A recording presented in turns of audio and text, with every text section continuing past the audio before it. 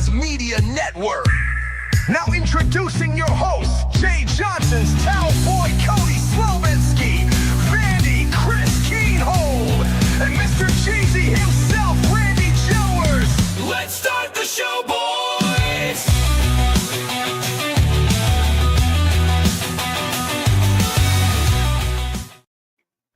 Welcome in. This is one of the final episodes of the college baseball season of the Golden Broom podcast.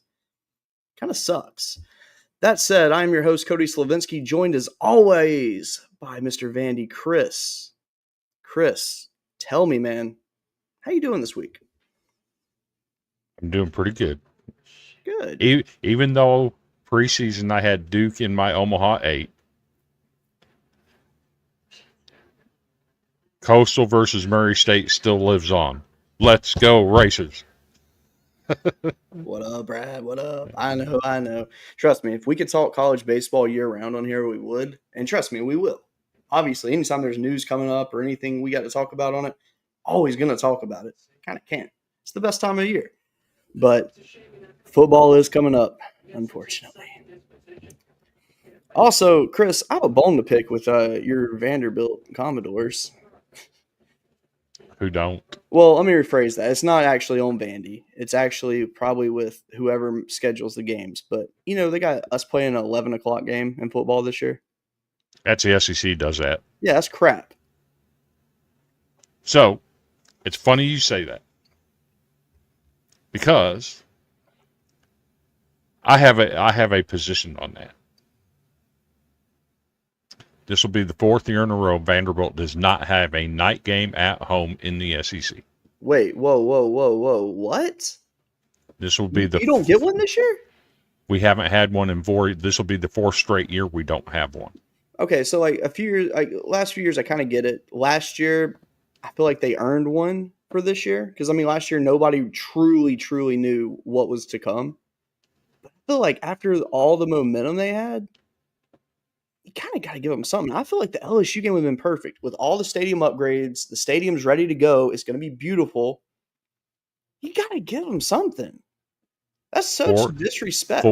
4 years in a row of no night games in the SEC at Vanderbilt. Yeah, I'm not a fan of that. I have a solution for that. I'm a fan of the colored fields. Mm-hmm. You know what I'm doing? What? You blacking it out? I'm blacking my field out, gold striping it. And guess what? You want to send these SEC teams up here to play us? Have fun with that because we're going to cook them to death. I'm not going to. We're going to melt your players because you won't treat us with respect. First of all, that would look awesome. Like that really would. So hold on just a second. I know you got an image you've already generated of it. I ain't stupid. Oh no, I didn't generate it. Somebody did, but I didn't. Yeah, I got you. So, no, I mean, I'm just disappointed because I really thought that Vanderbilt would get a little bit of love this year. Like, look, I know that Vanderbilt's not going to be preseason top 10, top 15 or nothing like that. They're fringe top 25 at best, preseason ranking wise. And I'd say they're probably between 24 and 45 is where their ranking will be. But my God, give them some love. I mean, it would mean so much to see LSU go to Nashville, play a night game there this year. It would just be very cool because it's going to be a good game. I already know it is. Vanderbilt's got a respectable team coming back. Offensively, they're going to be fantastic. Defensively, they've got some young guys that are going to step it up. I want to see it happen. So I'm very disappointed. Did you know Vanderbilt returns 95% of their offense and over 90% of their defense from last year? See, that's insane. And crazy. The guys that you're losing on defense get replaced by some hungry young guys that played some considerable downs last year. So, I mean, I don't get it. So, somebody crafted this image. I found it on Twitter a couple of years ago. This is what I want. I'll be honest with you, that would look amazing. That's what I want.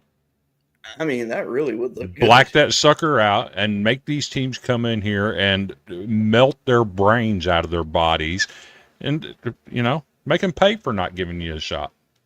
Absolutely. Let me see here. I've got an image, by the way. I have a treat for you tonight, Chris.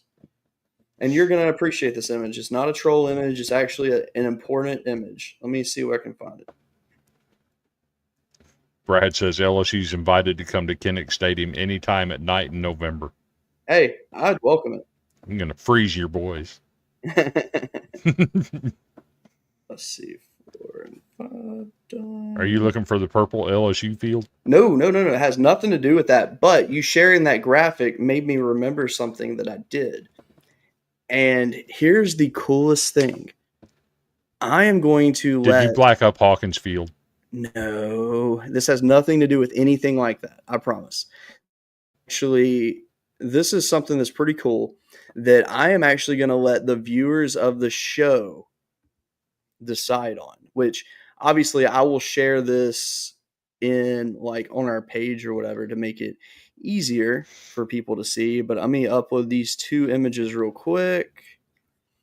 And where are they?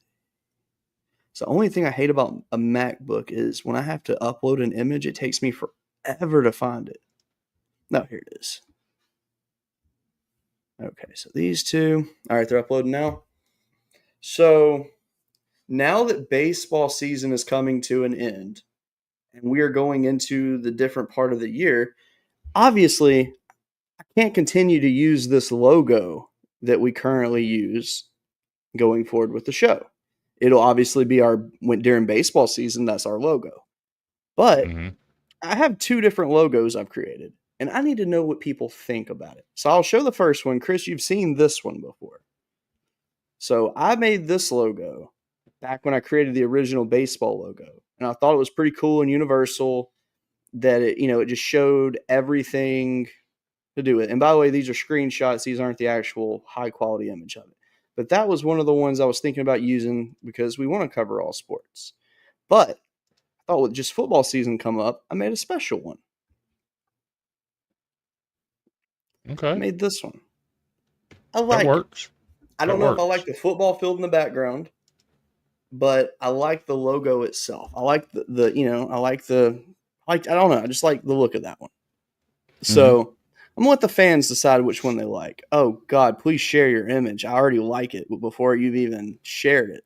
So there is a mid-major program that their field is colored, not their whole field, just the brown areas that are supposed to be dirt is colored. Northeastern, their dirt areas are red. It actually looks really good. It does. So when I talk about starting blackout fields and color fields, I'm down for it to be on baseball too. I had somebody do this for me. I love it. I mean, it looks good. I love it. See, my only thing is I absolutely with a passion hate turf. I don't like turf fields in baseball at all. The problem is 95% of your Power 4 teams have turf fields now. Yep. I'm so thankful that my school is not one of those. So guess what? Just make them colored. Yeah. I mean, I'm all for that idea, but it is what it is. I'm all for colored field.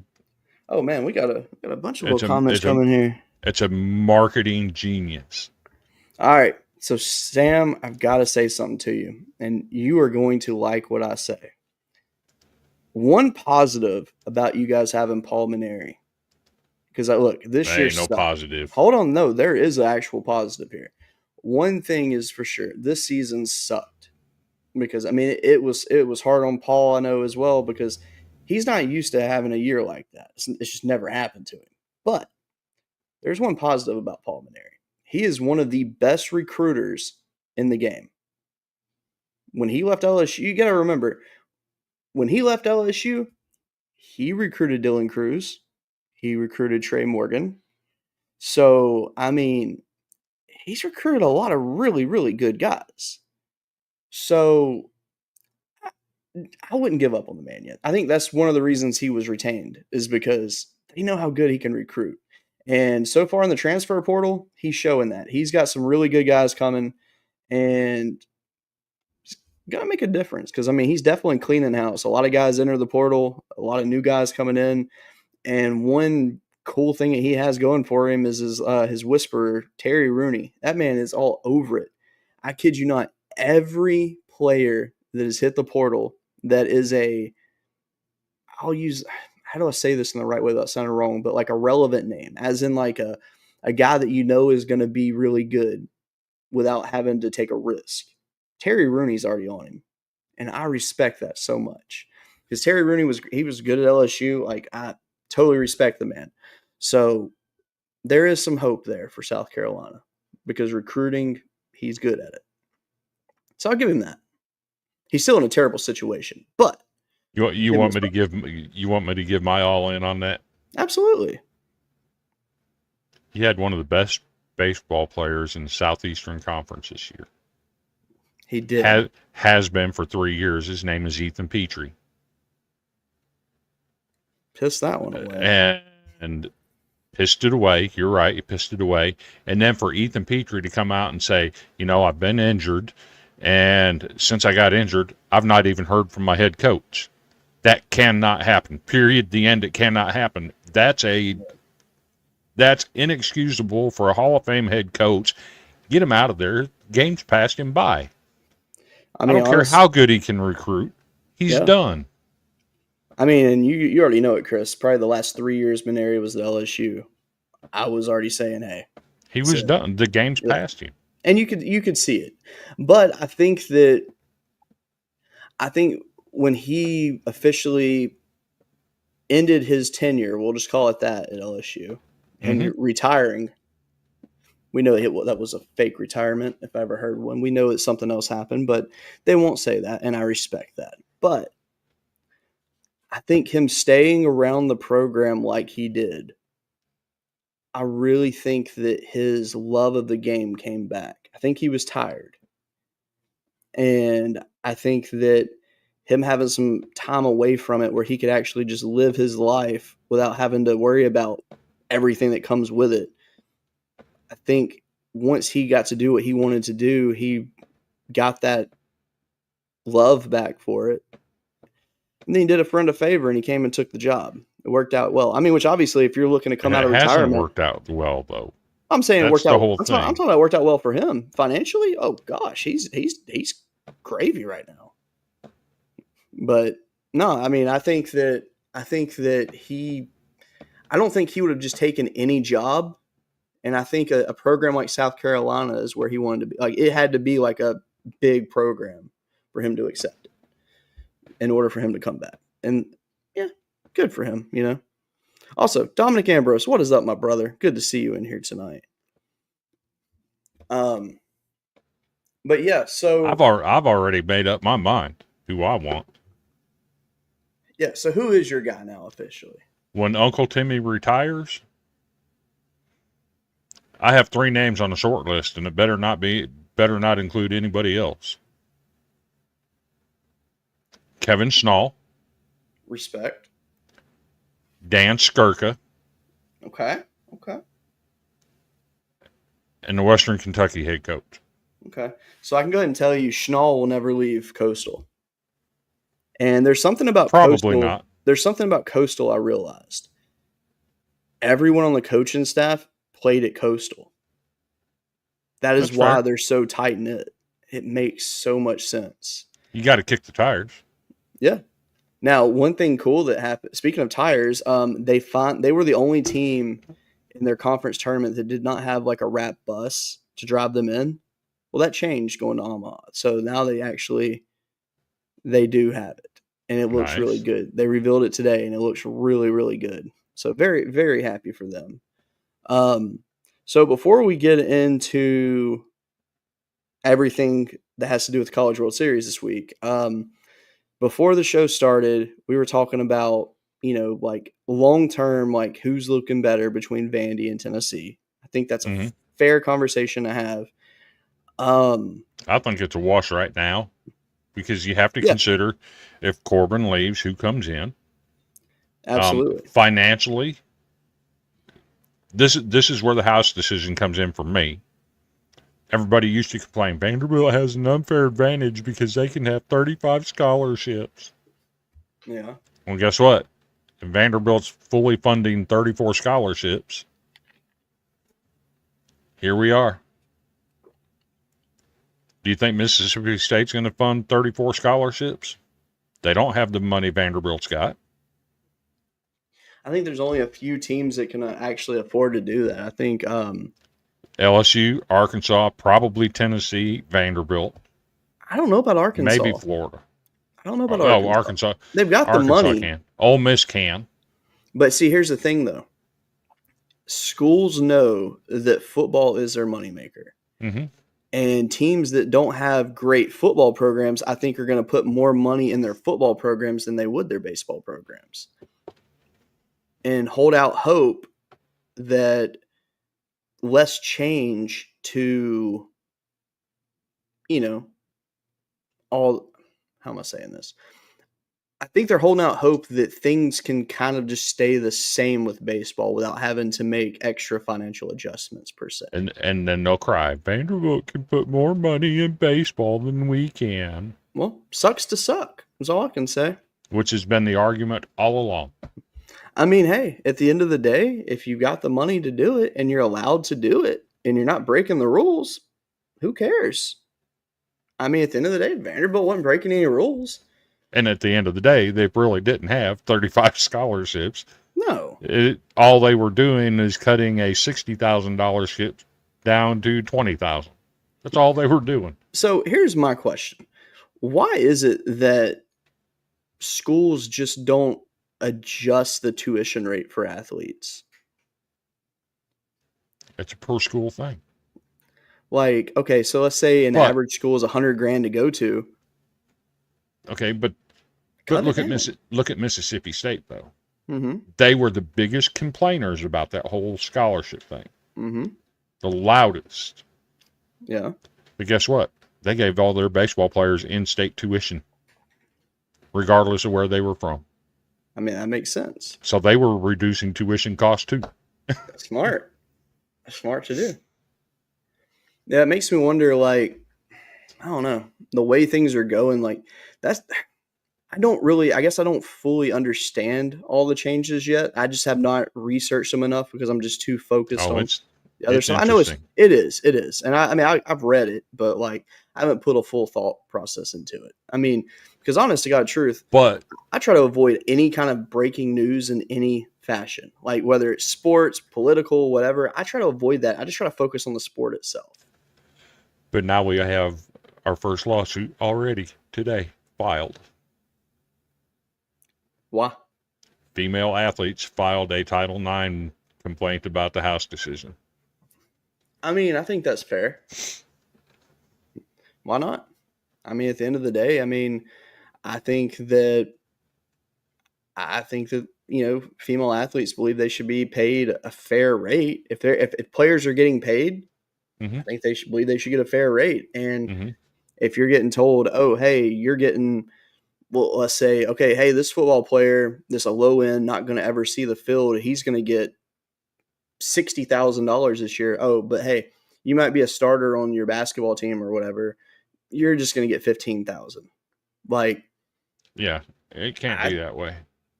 And I mean, look, and there's so much that can be said in an argument on this because, I mean, some people are, if some people believe in equal pay and all that, and hey, I don't have an opinion on it because it doesn't affect me personally, and I've learned just to do that. But I see it from both sides. I see where when teams are going to distribute their money around, they're going to look at, what's my ROI. At the end of the day, if your team that you play for is not generating good cash flow for a school, they're not going to put extra money into it just to lose said money. So I get it. I do. But then again, like if you're, let's say like, I don't know, like Oklahoma softball, South Carolina women's basketball, something like that that's like really doing something and catching attention, yeah, some more money will be thrown that way. Or if you really have a problem with it, just go to Texas Tech. They got all the money. They're going to be paying more than any school in the country. I think they have 55.1 million that they're distributing among all athletes. That's ridiculous. Never in the world did I ever think that I'd say that Texas Tech would be potentially the best athletic program in the country. But that's the world we're in right now. Do you think Patrick Mahomes and Kennedy's people knew what they were doing when they announced that deal for her? Probably not. Oh, they 100% knew what they were doing. Oh, you think so? Because it was announced on Friday. Mm-hmm. Friday night's when the decision came down. Anything announced after the decision is subject. Gotcha. That makes sense. I didn't even think about that. But here's the other kicker in that. Starting July 1st, any payment over $600 has to go through the clearinghouse. Okay. They have exactly 3 weeks to pay her $1 million cash money up front. I mean, that should be pretty easy. Do you think they knew what they were doing? I mean, yeah, probably. Huh. They knew what they were doing. Because here's the deal. Her deal, if it goes through the clearinghouse, is never getting approved. I didn't realize she was still eligible. And the reason it don't get approved is because they're going to compare it to other NIL deals in softball. Yeah. There's not another NIL deal in softball that's making over 200. A lot of them ain't even making 200,000. Yeah. So they're gonna say that's not fair market value. I mean, it's really not. I mean, my thing is just like, and no offense to her because she's fantastic, but that's a lot of money for a softball pitcher. Yeah, I just don't see where softball generates enough income to validate that. So I mean, obviously, the when you play for a natty, the clearinghouse would say that's not fair market value. Well, then she has the opportunity to take it through arbitration. Yeah, I don't agree with the decision. Let's hear this out. Yeah, it's almost like a collective bargaining thing where you take it to arbitration and they say, okay, here's the deal. Here's the highest deal in softball right now. Let's compare you to that. Okay, so it's going to have to be performative based. And they're going to say, okay, you're rated as the number one. This player's getting X. You can go 10 to 15% over that. Yeah. So now that deal doesn't go through the clearinghouse. The payment would if it goes beyond July 1st. So they got 3 weeks to pay her $1 million. Dang. So let me ask you. They knew exactly what they were doing. If you were in charge of financials at Vanderbilt, how much money would you pay a top player? Like, let's say Brody, but he's going into his junior year. Wait, what's the most you'd pay a baseball player? Baseball player? Mm-hmm. That's a tough question. Because obviously, and the reason I said baseball is because football is number one, basketball is going to be number two. Baseball is still they're going in the right direction, but it's still not. I would, top end baseball player, give him 500. I think that's fair. I've always been curious to how much like Skeens got from LSU. Oh, he got millions. See, I don't know that though. I really don't. I know he got a very fair number because, and I know a lot of the baseball players are getting a good number because if you're a baseball player and you say, well, hey, I'll give X amount to a charity per home run or whatever that's hit on the team. Like Jared Jones, I think was given like a few $100 or whatever per home run the team hit. So here's my thing. At Vanderbilt, you give a guy $500,000 in NIL for baseball. Mm-hmm.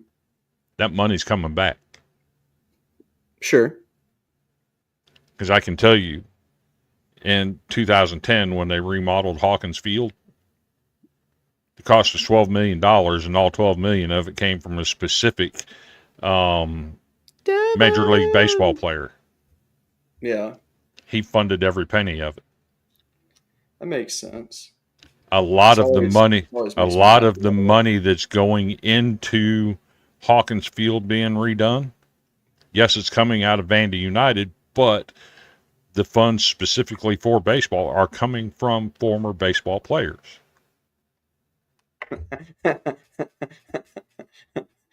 I mean, there actually probably is college skiing. I would not be surprised. But if there is, I don't know about it. Okay, I see Seth calling me out. I mean, I could see that actually happening. I mean, and it's not because let's put his comment up. A warm up for football. Go ahead. Yeah. I'll ask you, Cody, if you're running the Tennessee Titans, mm-hmm.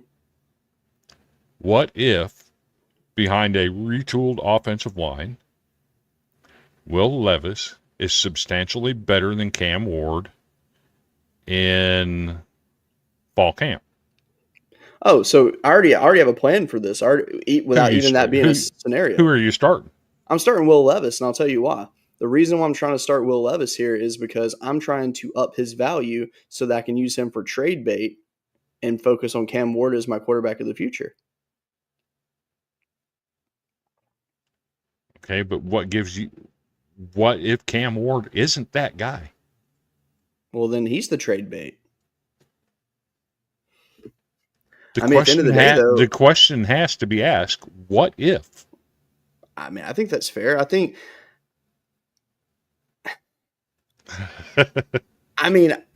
I would start Levis over Ward just because he's got experience.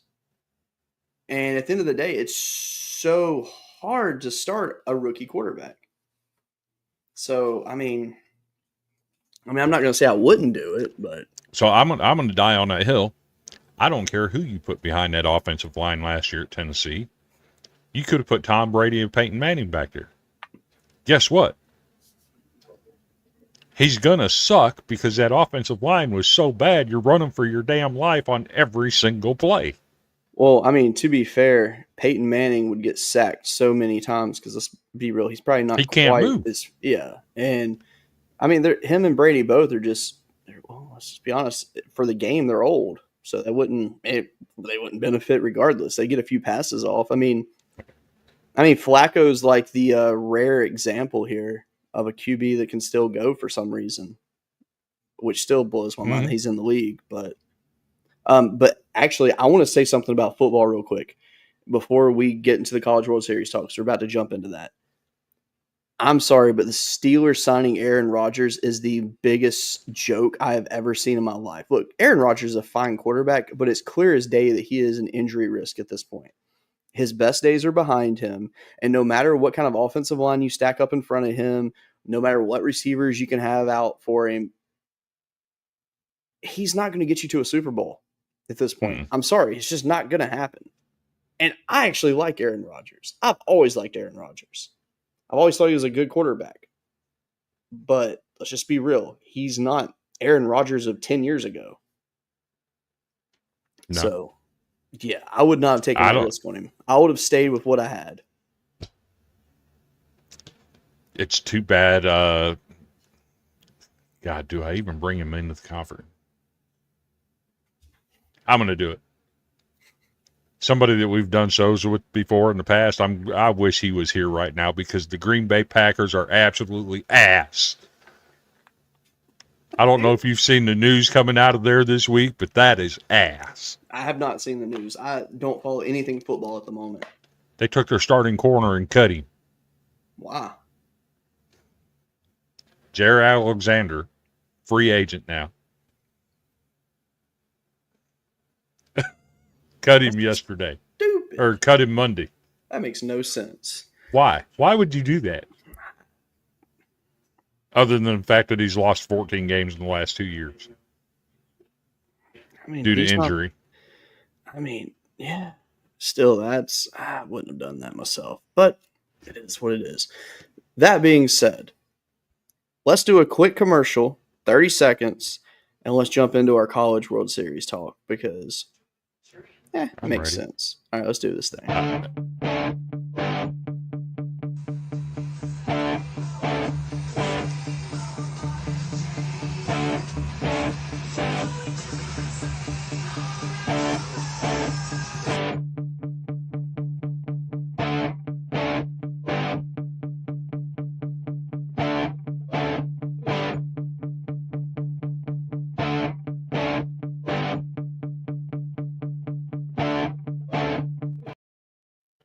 If you are in the Anderson, South Carolina area and you would like a tattoo, go see Jimbo.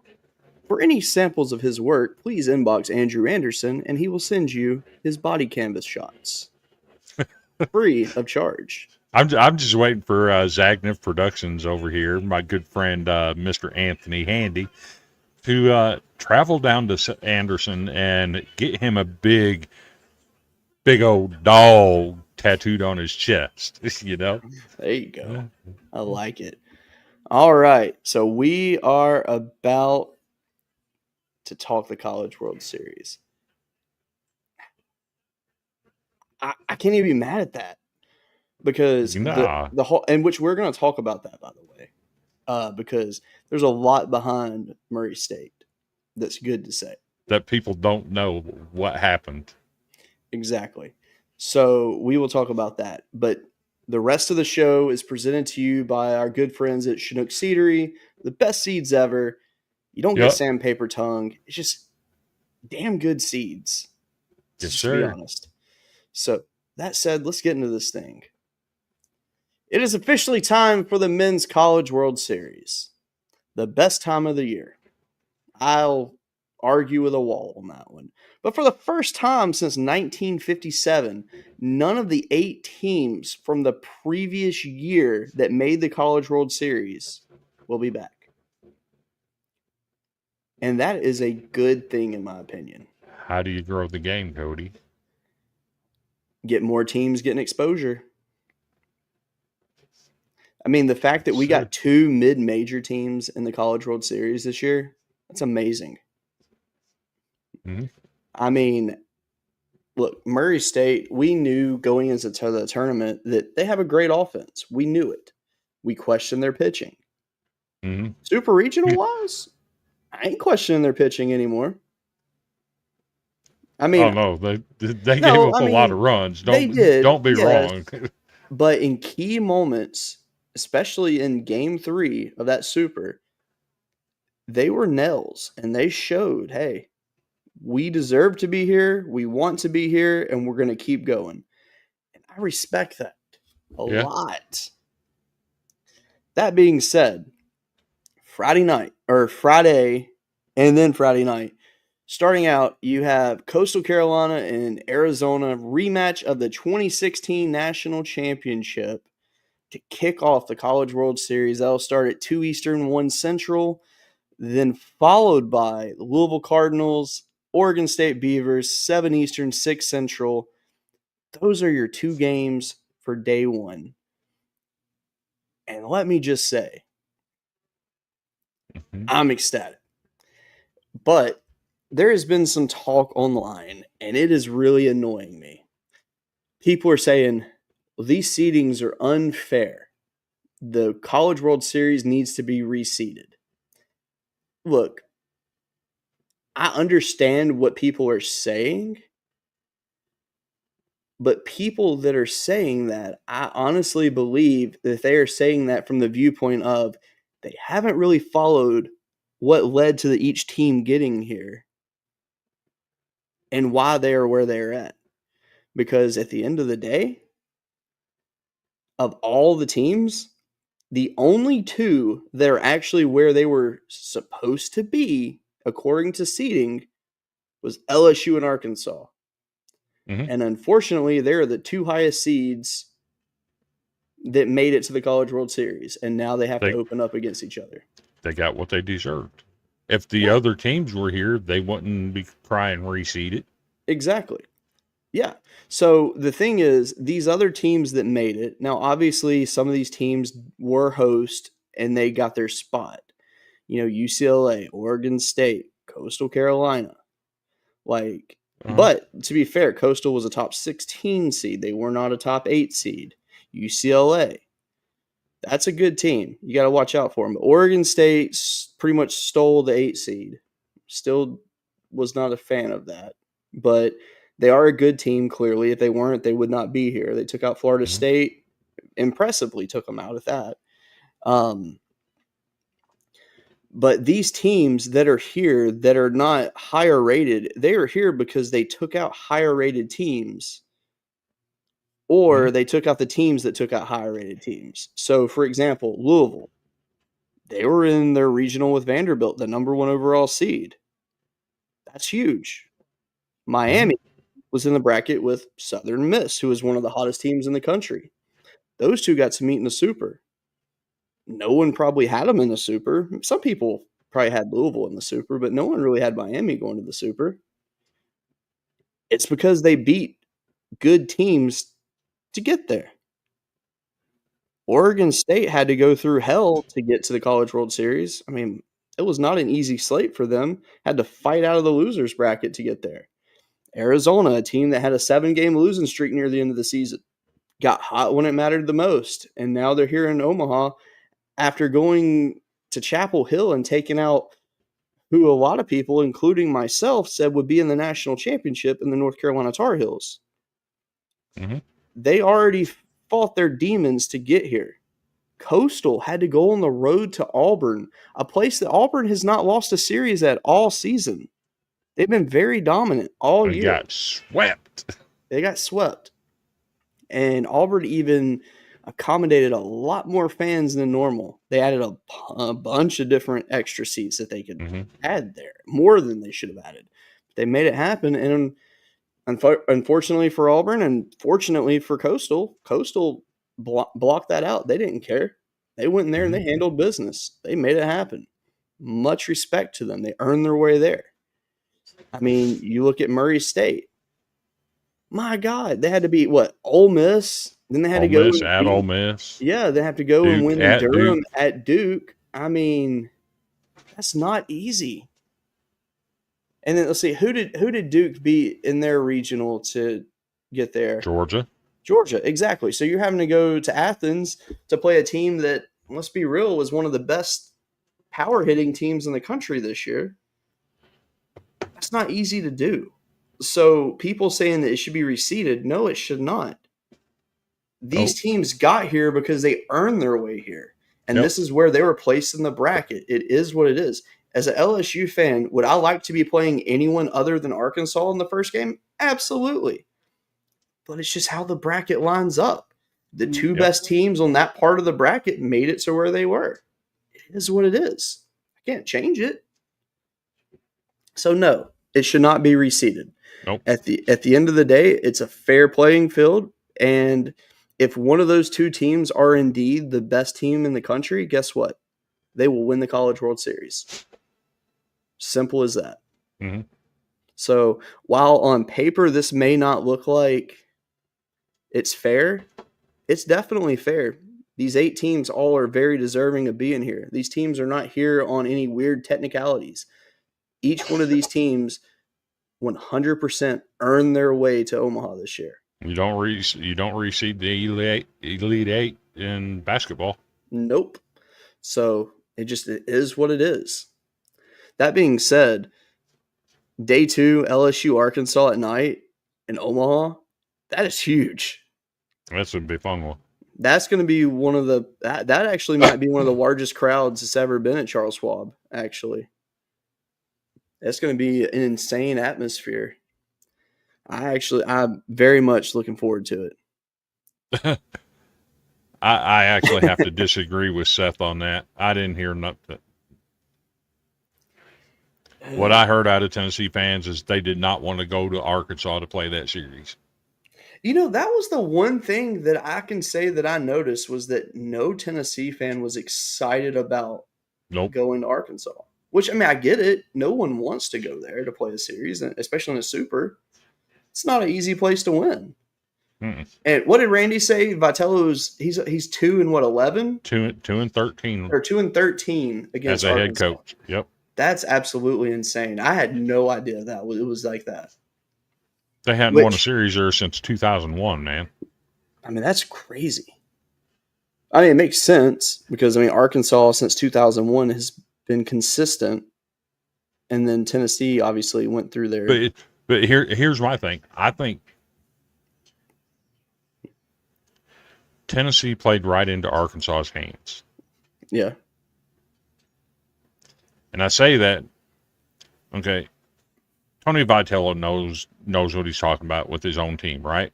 Mm-hmm. And he said it a couple times this year that this Tennessee team was better being more subdued and focusing on the game. Yep. And what did Arkansas do in game one? Handle business. They got them riled up, didn't they? They did. So that was the thing I was really impressed with was the fact that the way that they got them boys riled up cost them game one. Yeah. Had they stayed focused, I think they had a chance in game one. But absolutely. Arkansas absolutely got in their heads, got them fired up, got them out of the game. And they stole game one. And then Tennessee went complete reverse of that. And they were too subdued. Yeah. On Sunday. I've been watching Liam Doyle for a long time. And that was not like any game I've ever seen Liam Doyle pitch. He was too emotional. The way he was, after every single pitch, walking around the backside of the mound and just walking around. He's never done that. Yep. And he had to do it to control himself from being too amped up. Yep. And I think it had a negative effect from focusing too much on being subdued. Absolutely, because usually Tennessee's good at getting in their opponents' heads. That's something they do, and I think they played right into Arkansas's hands. Exactly, they did, and they went into it too emotional. But I think that was the case for them in a lot of series this year, though. Mm-hmm. It's not like it was just this weekend. Like the LSU series, let's be real, they were amped. They were. And we saw what happened to them. They were amped against Vanderbilt. And guess what happened to them? Yeah. It cost them the game. Exactly. So, I mean, at the end of the day, sucks, but it is what it is. So, all right. So, speaking of all these teams, day one, I mean, you got some good matchups here. With Coastal, obviously, they're the hottest team in the country right now. They have a win streak of, 23 games? 23 straight. Yeah, so they've won 23 straight games. They have a gauntlet to go through. They have one of the best pitching staffs in the country this year. They have, they have obviously a very good offense on them. One big thing about Coastal that I noticed was that they're just really good at just blocking out the noise. Mm-hmm. Because most teams would have crumbled in that super, and they handled it like champs. Even when they made mistakes. Oh, that first game. They put it behind them instantly. It was amazing. They didn't. First two innings, they had fielding errors. Very uncharacteristic. Yeah. I mean, because let's see. They fell behind in that one, 1-0. Yep. Because, I mean, look, Coastal making errors in that game did shock me. Because, I mean, let's see. I'm looking at it right here. They have a 978 fielding percentage. Mm-hmm. That's very respectable. That's one of the best in the country. Obviously, the one player that's really stood out is Buster Posey Award finalist Caden Bodine, their catcher. The man's like the heart and soul of the team. He's hitting over 330 on the year. He's got 75 hits on the year. He had a great super. He's fantastic behind the dish too. Like the man is just very good at what he does. America, introduce yourself to Caden Bodine. Yes. Some of us knew about this kid coming out of high school. Yep. The kid's good. So I can confirm to you, Chris, that I looked it up online and I could not find any proof that he was related to the Bodine family from NASCAR. So I've heard that he is, but I've also heard that he isn't. I don't know what to believe. If I remember right, I remember Jeff Bodine talking about his grandson was playing travel ball. that's something we're going to have to look further into, though. But I looked Yeah. just to see, like a quick search. I didn't look fully, but I'll have to look into that. But no, they have a few guys on their team that really stick out to me this year that I really like. I like Sebastian Alexander. I think he's very good. He's got a good bat on him. Obviously he can hit the long ball, but he can get you some good extra base hits. He's got 12 doubles on the year. He's hitting 320. I mean, he's very good. One thing to point out about Coastal too is while they do strike out, they don't strike out as much as a lot of the teams in the College World Series. Like they've only got, let's see, 509 strikeouts on the year as a team. Pitching wise, they've struck out 577. So I feel like for a team to be good, your offense has to have less strikeouts than what your pitching staff produces. I feel like that's like a common, like you just need that to be the thing. Because if it's not, you might have an issue on your hands with your team. But with Coastal, though, there's just a lot of passion with that team. I like everything I see out of them. I mean, Jacob Morrison is actually he's one of my favorite pitchers to watch pitch. Like he's a dog on the mound. He's a guy you just got to keep an eye on. So, I mean, obviously with a 2.15 ERA, I mean, yeah. But Coastal is a team that I think I think they're dangerous. I think it's going to be really hard to take them out. I actually, on paper, of these four, I'd say 1A, 1B, Oregon State, and Coastal, if I had to rank the four, on who I think would make it through this side of the bracket. So, I'm go ahead. I'm going to say I think the two favorites here have got to be Coastal and Oregon State. And I say that if you look at the numbers comparing Oregon State and Louisville should have the edge here. Sure. But when it comes down to actually playing the game, I feel like Oregon State's a little bit better. They're pieced together a little bit better, even if the numbers don't say that. Yeah. I just think Oregon State and Coastal are the favorites here. Absolutely. But then again, though, one thing you have to consider with Arizona, being able to travel all the way across the country, go to Chapel Hill, and do what they did against a team that was, like I said, was predicted by a lot of people to be in the College World Series finals. This team you got to watch out for. They got Mason White, Aaron Walton, two guys that are good power hitters. White has 19 home runs on the season. Walton has 14. I mean, Walton has 79 hits. White has 83 hits. That's fantastic. That's what you need to see. Pitching wise for Arizona, that's where I get a little about. So the one disadvantage for Arizona is that their bullpen is questionable. Their team ERA on the year is 4.82.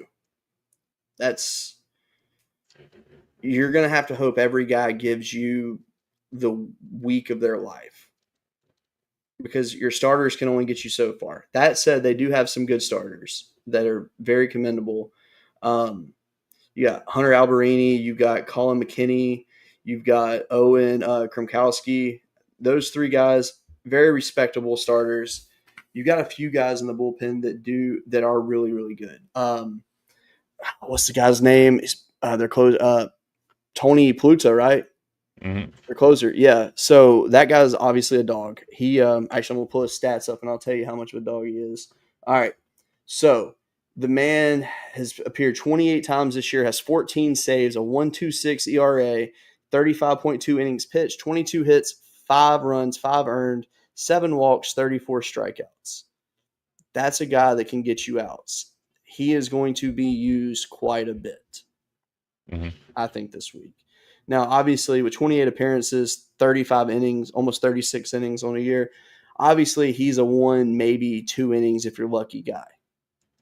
I don't think that he can be that this week. I think he's going to have to get you 2 to 3 innings at times, like in order for them to have any longevity this week. So I would like to see Arizona do well in the tournament, obviously. I mean, I've just always respected their program, but we'll see. But yeah, I mean, just I don't know. Let me see what Louisville's got. I'm just screw it. I'm just pulling up stats. I'm gonna read over a few players because that's the problem. Like I'm very familiar with these teams, but like when it comes to like their stats, though, that's where I'm not all there with it because I can't memorize every single person's stats.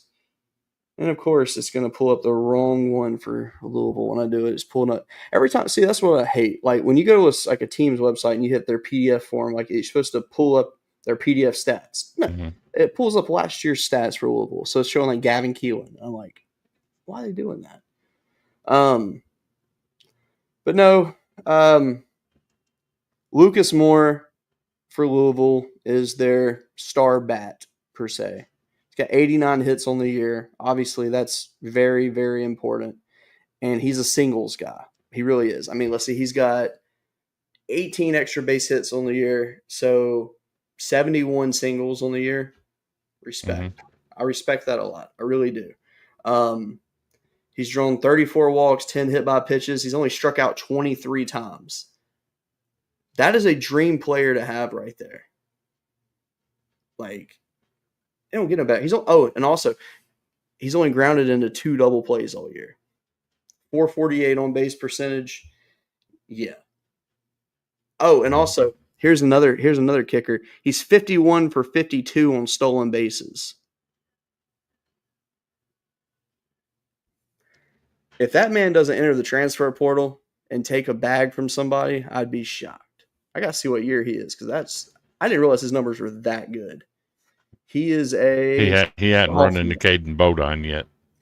That's a fun potential matchup right there. He's only a sophomore too, so that'd be an interesting one to follow right there. So I'll tell you some numbers that interest me. Okay, on that Coastal team, only 3 of their starters hit over 300. Yeah. But at the same time, of their position players, 7 of the 9 have 18 or more walks on the season. Gotcha. Okay. They take a lot of pitches. Yeah. They're good hitters. They don't hit for a lot of power in terms of home runs. Their team leader in home runs only has 12. But they hit a lot of doubles. Yeah. And a lot of base hits. Yeah. So, Bob, I have to ask you, I'm reading your comments and I'm loving them. When you were at Fullerton, what kind of game plan did you guys have in terms of swiping bags? Were you guys a heavy stealing team or were you pretty conservative on the base paths? Look at that right there. Bob said he had 45 walks. That's impressive. But also, Bob was very good when he played. So. And here's the thing about Louisville. Louisville versus Coastal would be intriguing to see because if you thought Vanderbilt like to run the bases and put pressure on people, Louisville absolutely does. Yeah. They love to run the bases, get on first base, and make something happen. Absolutely. So, looking at Oregon State, one thing that you and I talked about last week was that how hard it was to travel up there and walk To away with a win. Corvallis, yep. Yes. And I know you were high on Florida State. Mm-hmm. And obviously, I had my questions about Florida State. I respected Florida State, but I did have questions. But I feel like it wasn't necessarily their bullpen blowing it. It's that More than environment. exactly. The environment was insane. And Oregon State really just fed off of it. Like when I was watching it, I knew, I was like, something is about to happen here. They're not just going to lay down for Florida State. And they didn't. And they survived. And I was like, this is amazing. So the one thing I can see, and there's one thing too about Oregon State that you have to consider. Had that game won. Yep. Had game won. Absolutely. But one thing about this team you have to really consider too is the fact that they have an advantage in this tournament that other teams don't have.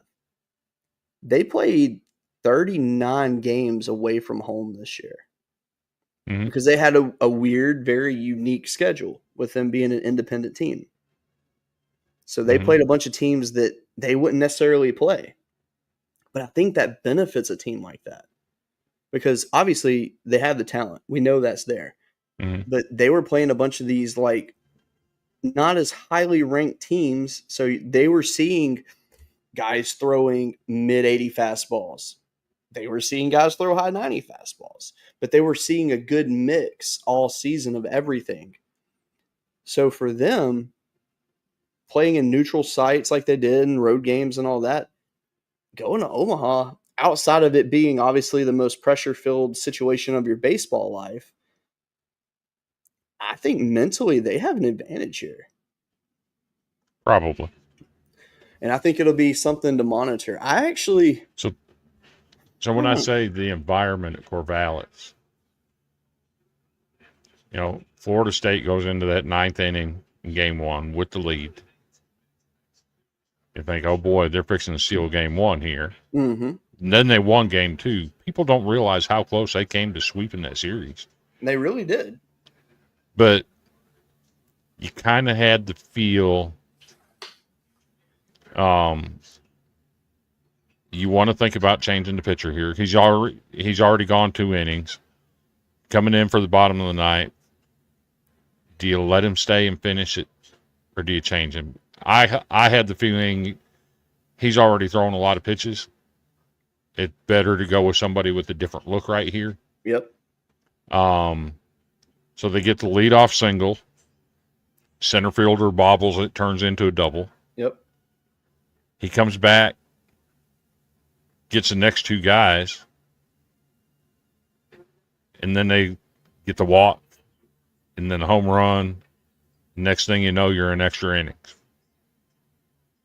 I mean, they were that close to finishing it off in game one. But something about the environment at Oregon State, it's just a tough place to play. Absolutely. But yeah, so I mean, looking at this, I mean, Arizona Coastal, I think that's going to be a very close game. I don't know. I think Coastal handles them. I don't think it's as close. So I'm looking 7-2, 6-3 type game. I can't say that. I think that, and the reason I say that is because after seeing what Arizona did to North Carolina, who, by the way, I personally believe that North Carolina is a better team than Coastal Carolina. I do. Which obviously it doesn't matter at this point because think about the park. It's not. Think about the park. Yeah. It plays well to what Coastal does excellently. True. No, you're right. You're 100% right.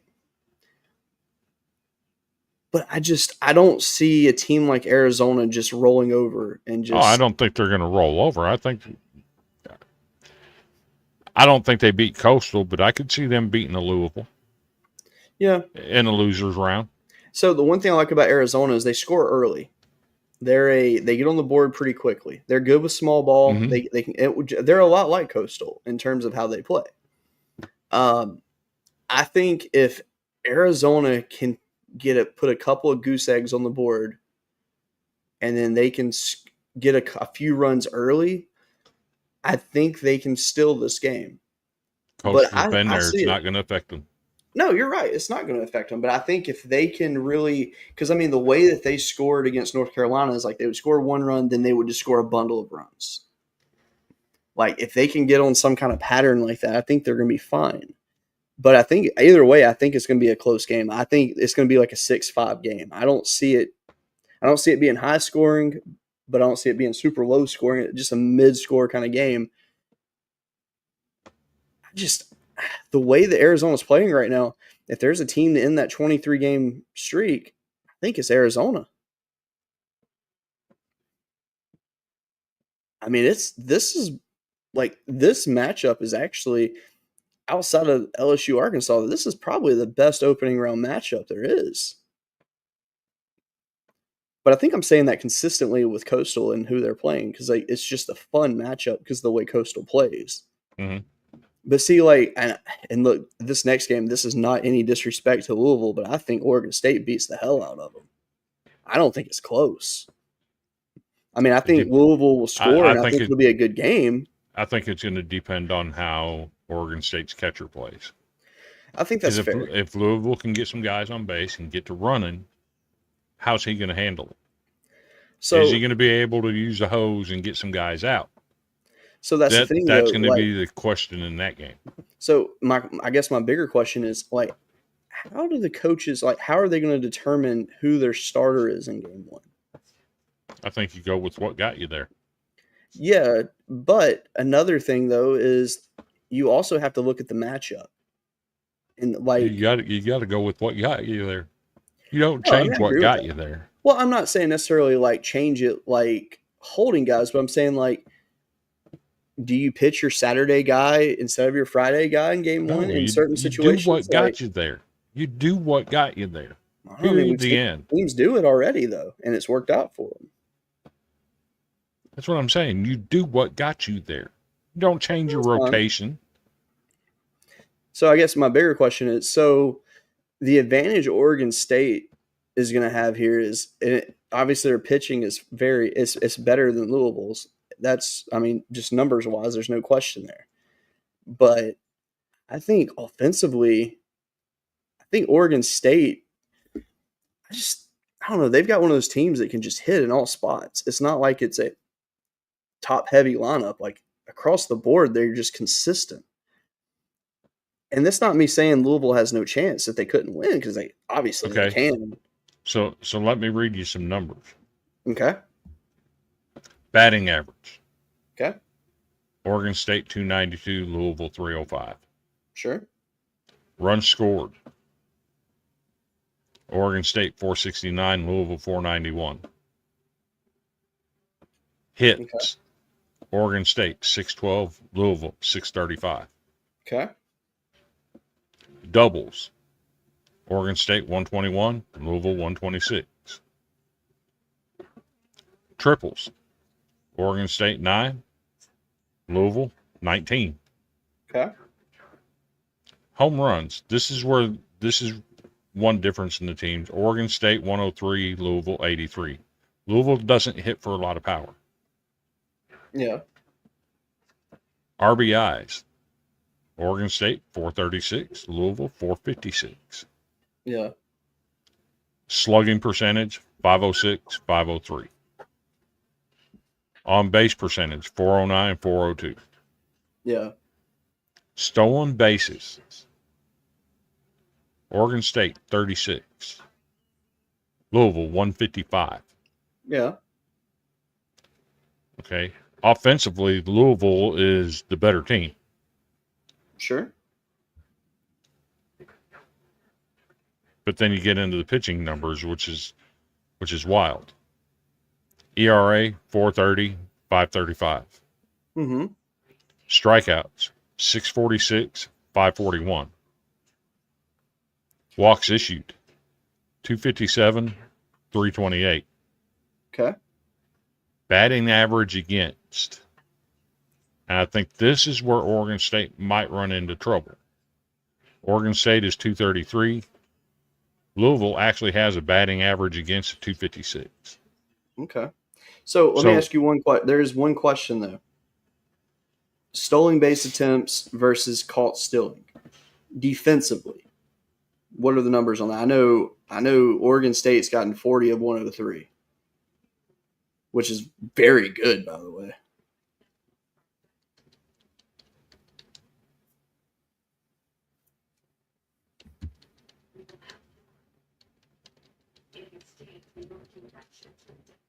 Just a second, I can find that out for you. Don't take just a second.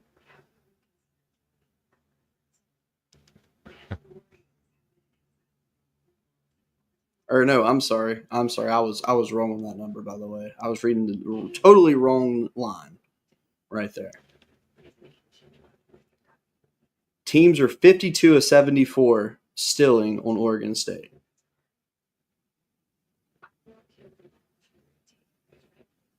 So they've gunned down 22 guys. Okay. So Louisville is 155 of 175. They've been caught 20 times. Defensively, they've gunned down 25 guys still. I respect that. So that's actually a pretty... Who? Louisville? Yeah, they've thrown out 25 of the 75 that have stolen them. Oh, no. I'm talking about defensive-wise, not what they do offensively. Stolen base attempts for opponents against Louisville is 50 out of 75. Yes, they've gunned down 25 guys. So it's not bad. Not bad at all, actually. So, I mean, realistically, okay, let's say... So I'm assuming you're taking Coastal game 1, you're taking Oregon State game 1? Mm-hmm. Okay. From there, Arizona, Louisville, who would you take?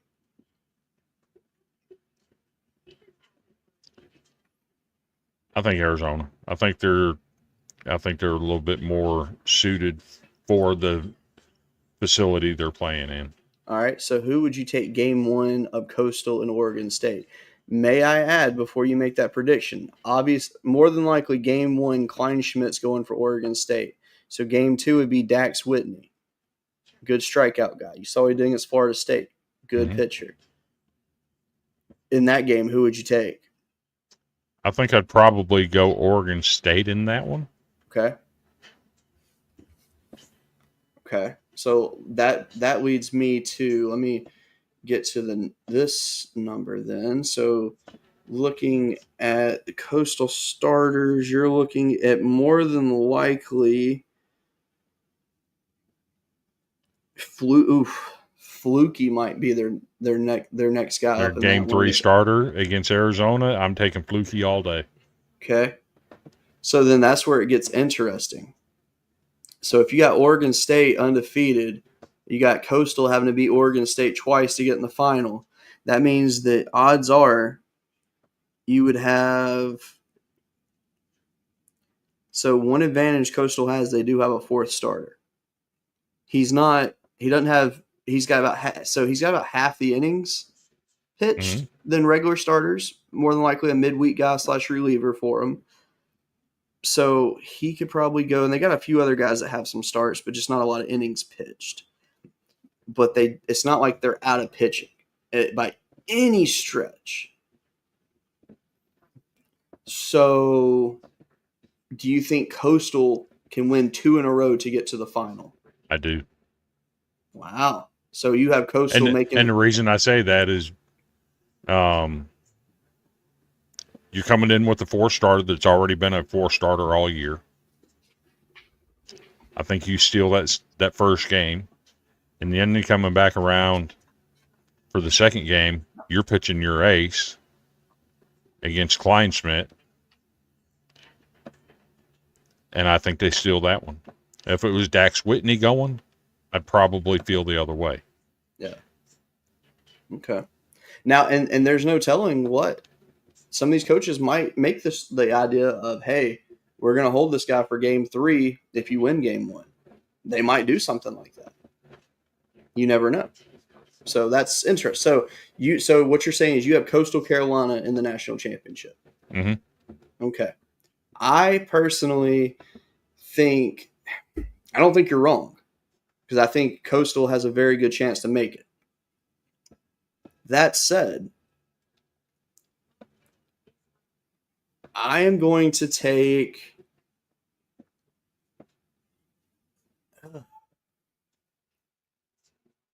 so I think Coastal is going to slip. I don't like saying that because I like Coastal. It's a feel-good story. I think Arizona's going to take them in game 1. I really do. I think it's going to be close, and I think something's going to happen where they just some kind of fluke shot gets them the win.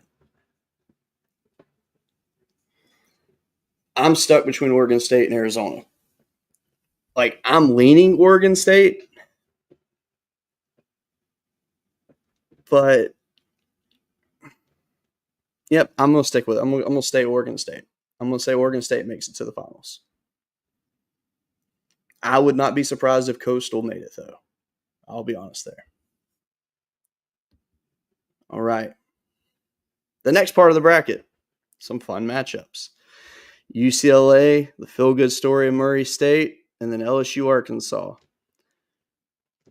Isn't it crazy that Murray State's head coach only makes $68,000 a year? He cuts the grass of the stadium. Does all And this work? And his team does rolls the tarp out Yeah. whenever there's rain. They have the worst facilities.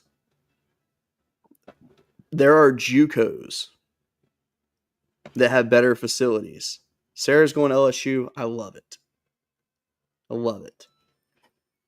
I mean, if you see the pictures of it, of their stadium, like it's bad. Obviously, I think that will all change in the off season, considering where they're going to be sitting. One thing to consider too is Murray State is going to have to put some money into the baseball program, or they're going to be out of head coach because obviously that's a guy to keep an eye on for future jobs. Murray State can hit the hell out of the ball. They can do it enough. They can score on anybody. Yes. So, and they can score in bunches when they get up to it too. I think I know the solution to stop Murray State. You need a soft tossing lefty. The kryptonite for everyone. Duke tried that and it didn't help him. I know, it was insane. Like, Murray State just could not be stopped. The one thing though they have to face with UCLA is UCLA has good pitching. They're a very well-rounded team that has gotten better as the years gone on. Don't you think they face some good pitching at Ole Miss? Oh, for sure. Trust me. I'm not trying to discredit Murray State in any way. I think that they are very dangerous, and you just never know. I actually am taking Murray State in game 1. I think that even if UCLA does everything right, I think Murray State's still going to get enough hits to make it happen. That's just how I see it. They just stroke that ball. They do. I mean, they make it look easy.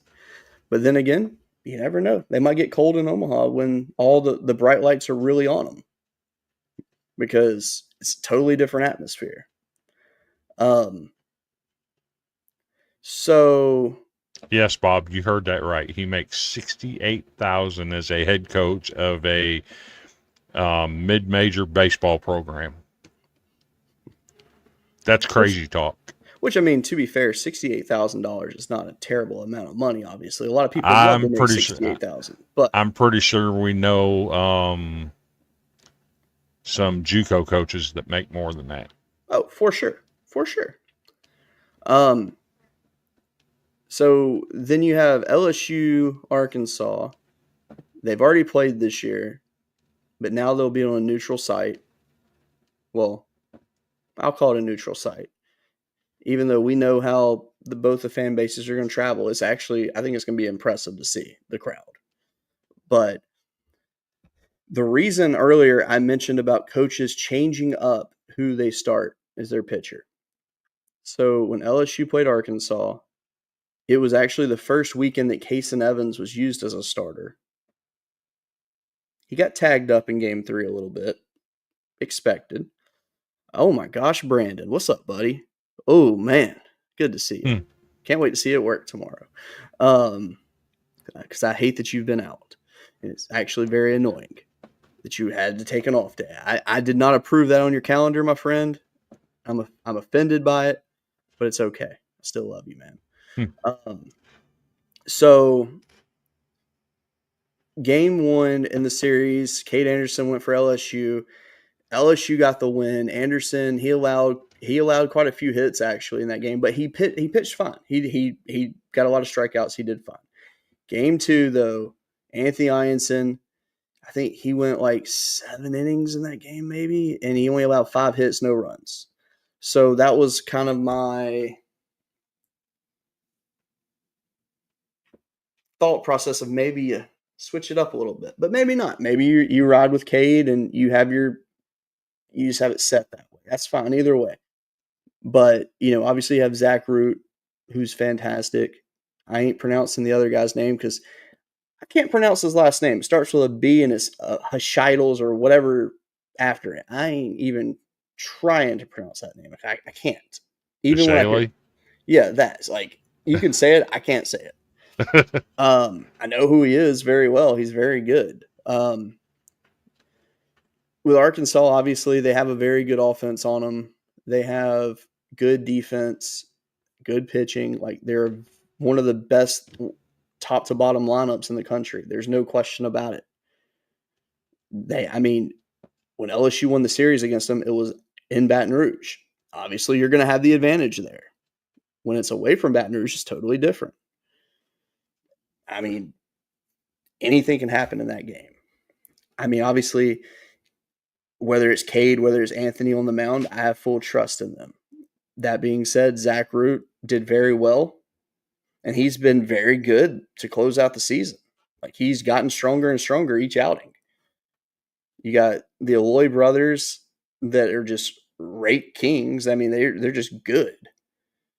The whole offensive lineups is fantastic for Arkansas, top to bottom. I can't say anything negative about that team because they're just that loaded. From an unbiased take, who do you favor in game 1?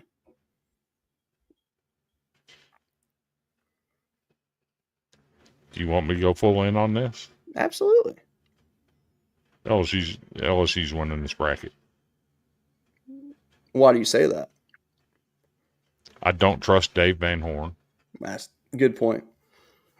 If there's any team in this bracket that can score with the way Murray State scores, it's LSU. Yeah. Arkansas can too, but I don't trust their pitching. Yeah. Not sold on UCLA. I saw them early in the season, and they just don't seem like a credible threat to me. Are they just kind of the team like they're a good team, but they just kind of stick out, kind of like in 2023, like when Tennessee made the College World Series? Like, we knew they were a good team, but we also knew that they were a step below the top teams that were there. Right. Yeah, I think, like, I've seen a lot of people say it, that they think the winner of LSU Arkansas game 1 is who's going to go, and I think that's a fair assumption to make. So, I think LSU, and when I say I don't trust Arkansas pitching, we've seen Zach Root get tagged throw some junkers, to put it lightly. Yeah, we've seen it. Yeah. But like I said, if there's a team that can score the way Murray State does, obviously Arkansas can, but I don't think they can score the way LSU does. Yeah. Oh, I'm the biggest homer. they can put numbers on the board like crazy. Yeah. Now, if I get my dream, I'm getting Murray State versus Coastal. Oh, absolutely. Yeah. But as long as Dave Van Horn is the coach at Arkansas, they're not going to win a national title. I've said that for 10 years. I stand on that. I think LSU gets them game one. I think Murray State wins. Arkansas beats UCLA. LSU beats Murray State. Now you got Arkansas, Murray State. I think Arkansas puts them to bed finally. Now you got Arkansas, LSU in the bracket finals. Arkansas is not going to have enough pitching left to battle LSU. LSU clear advantage in that situation. Yeah. They advance to the finals. So there was a quote that was said, and it just it gave me chills. Like, it really did. So Chase Shores, obviously, Tommy John survivor. His freshman year at LSU, got to appear in, I believe, 9 games. Didn't get a lot of innings out of him. And then this year, he finally is back after missing last year. And he was the Friday night guy to start. Obviously, things didn't work out for him. But Ben McDonald said something the other night that I didn't even think about. Essentially, this is his freshman year. He's a third-year freshman, basically, in terms of pitching-wise. And as the years gone on and they've actually found his place, he's found where he needs to be. And now the man's throwing a 102-mile-an-hour fastball, and it's beautiful. I love it. But Chase, you don't see him do a lot of interviews, by the way, but he was asked the other day, kind of like his pitching plan or whatever in Omaha, and he said that there is no pitch count. I'll throw till my arm falls off. Mm-hmm. When I hear a man say that I mean, that makes me all in, ready to go. But obviously, there's no me breaking this bracket down. I'm taking LSU in this bracket, no matter what. Even if I, in my head, like said, there's no chance for us, I'm going to take them regardless. It's my team. I've got to. But I think it's going to be fun. I'm going to refrain from revealing who I think wins the national championship till next week, because I think that's fair to do. And I think, obviously, if I have to say who I think wins the national championship, I think we already know who I would say. That's common sense. I don't even think it's even a guess. But I will say, though, that the only thing on this bracket that makes me just scratch my head a little bit is, for some reason, I think if LSU beats Arkansas game 1 and Murray State beats UCLA game 1, I think UCLA sends Arkansas home. But then it gets interesting, because I wouldn't be surprised that, let's say LSU beats Murray State, that Murray State sends UCLA home. I wouldn't be surprised. I just wouldn't be surprised to see that. I also wouldn't be surprised to see, if that were to happen, if Murray State didn't win a game against LSU and push it to that extra game. I could see that. I mean, in my head, like, I try to run numbers through my head all the time. Like, that's literally what I do at all times. And I'm like, oh, I just see LSU winning out. I don't see a way for them to lose. I put that in my head many times. But so Bob asked a very good question. Talking about NIL. Here's the interesting thing about this this Elite Eight, as you will. The 3 teams that were the most active out of all the teams in Omaha, the 3 teams that were the most active in the transfer portal are in the same bracket. Yeah. LSU, Arkansas, Murray State. Now, people will say, wait a minute, Murray State, that can't be right. Well, let me read a little something for you. Murray State's 2025 baseball roster included 28 newcomers, with a significant portion arriving via the transfer portal. While the exact numbers for the portal players aren't explicitly detailed, Web reports emphasized the Racers' success relied heavily on those transfers from other programs, many of whom underperformed at previous schools before thriving at Murray State.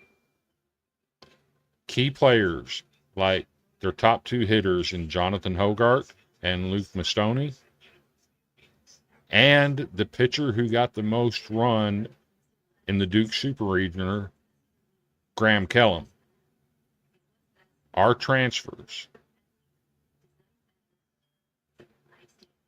Yeah, I can tell you Coastal has 7 transfers on their roster. It's wild to think that Murray State was that active. 28 newcomers on that team.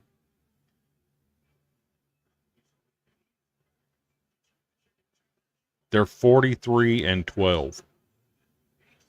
Yeah. Who would have thought that Murray State would have been as active as LSU and Arkansas in the transfer portal? I mean, I don't think they had a choice, though. That's wild.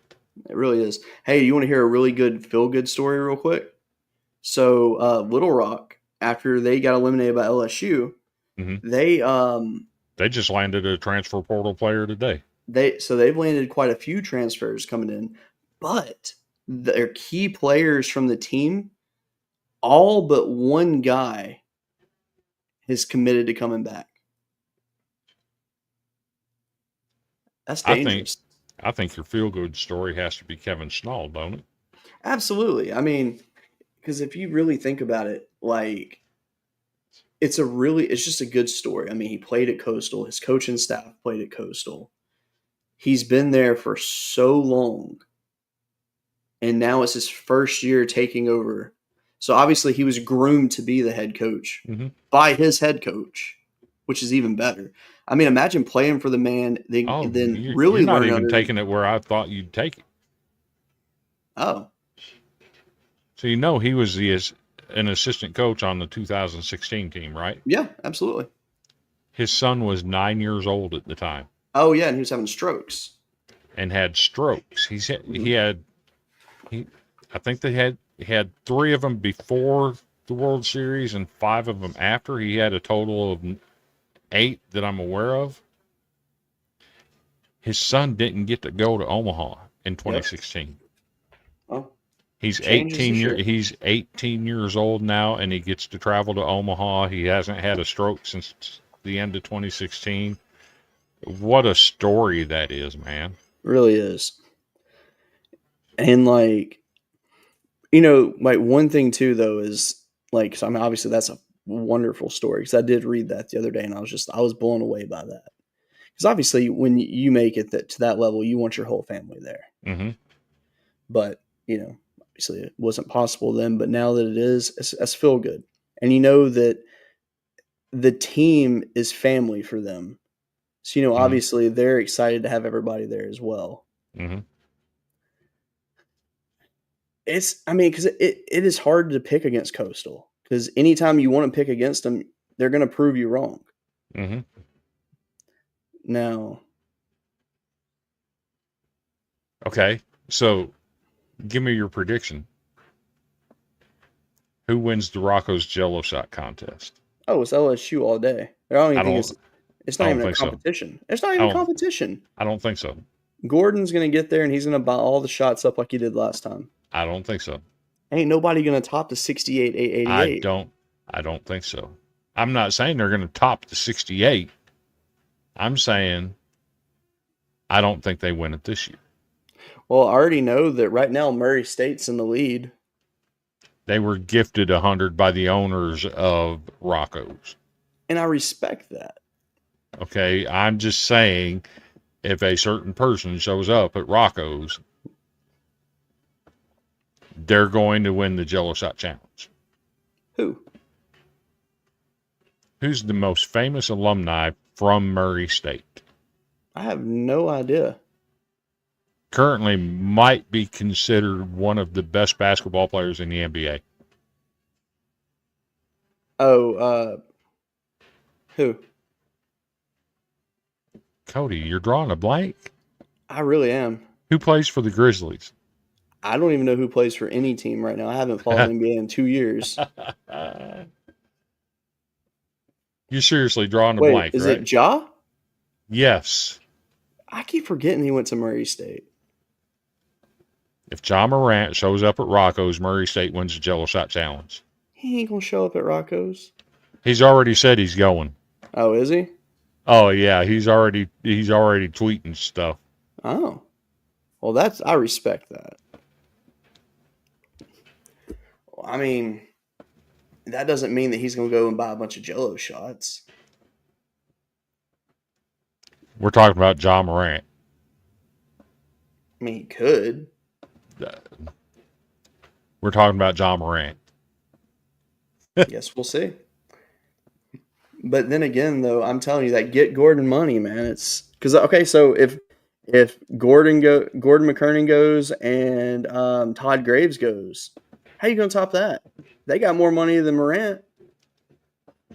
I don't think they're going to be as dedicated to doing it this year as they were 2 years ago, simply because Tennessee's not there. You don't have the trash talking to run it up. I don't know. Arkansas, though, that's They usually don't. Arkansas really doesn't do well in the Jello Shot Challenge. yeah, that's weird to me. But I don't know. But We'll think see. about I'm it. excited to follow A it. bunch of Kentucky people drinking bourbon in Kentucky. They're going to be buying some alcohol. Yes. You think Ja will go appear on the SECU podcast while he's there? Oh, dear God. Well, I saw that they're going to be at Rocco's, and then they're going to be somewhere else in Omaha. Let it fly. Oh, okay.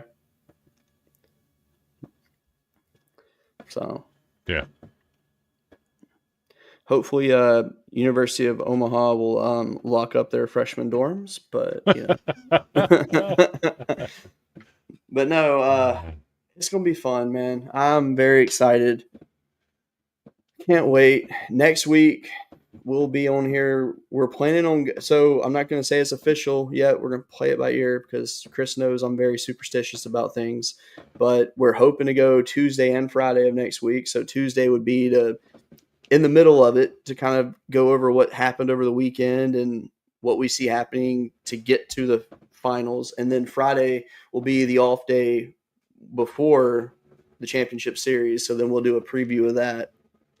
So I'm very excited. I do have another slide that actually just shows the tournament bracket right here to give you a better idea because it's easier to look at on paper. Obviously, bracket 1 plays Friday, so that's Coastal Arizona, and then Oregon State, Louisville.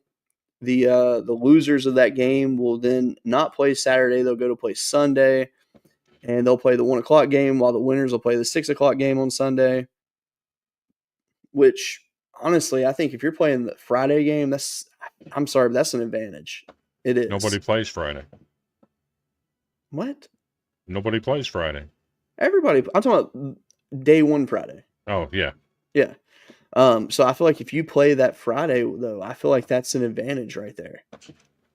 I'm not saying it's like an unfair advantage, but I'm saying it's like hey, if you're throwing your game 1 guy, that gives him an extra day of rest if he hadn't brought back out before then.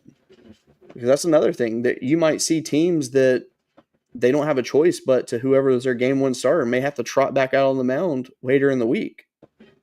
You just never know what you're going to have to do. And no coach has a plan for that because you don't know where you're going to be middle of the week. But then obviously bracket 2 starts on Saturday and then they go to Monday. And then Tuesday would be the finale of the losers brackets games for both sides of the brackets. Wednesday's a strong day right there, though. That's the day everybody's got to be watching. The one thing I'm very happy about, though, is the fact that there is only like one chance of LSU having to play an early like day game during the week. Because if LSU plays it'd be a noon game. Because I think these are all Central Time, so it'd be a 1 o'clock game on a Monday if they were to lose game 1. which sucks because I don't want to have to leave work early that day, but I wouldn't have a choice because I'm not missing that game.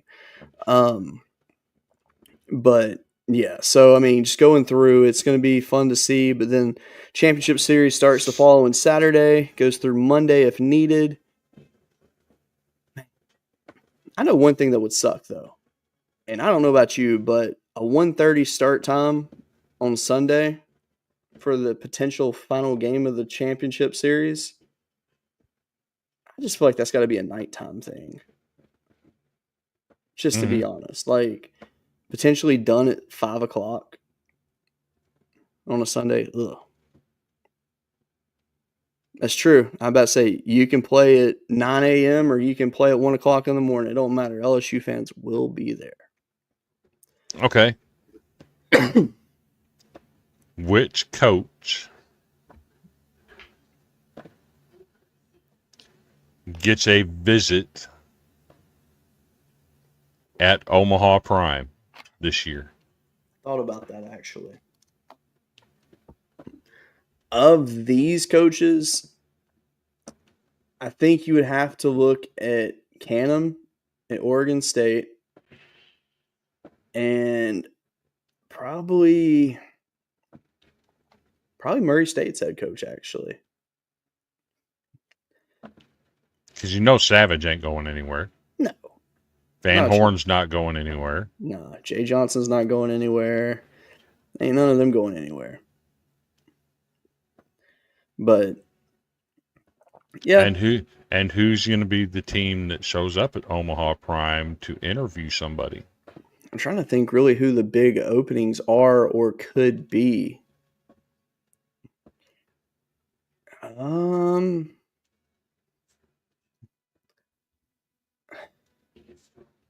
I tell you one team that could actually do it, Stony Brook.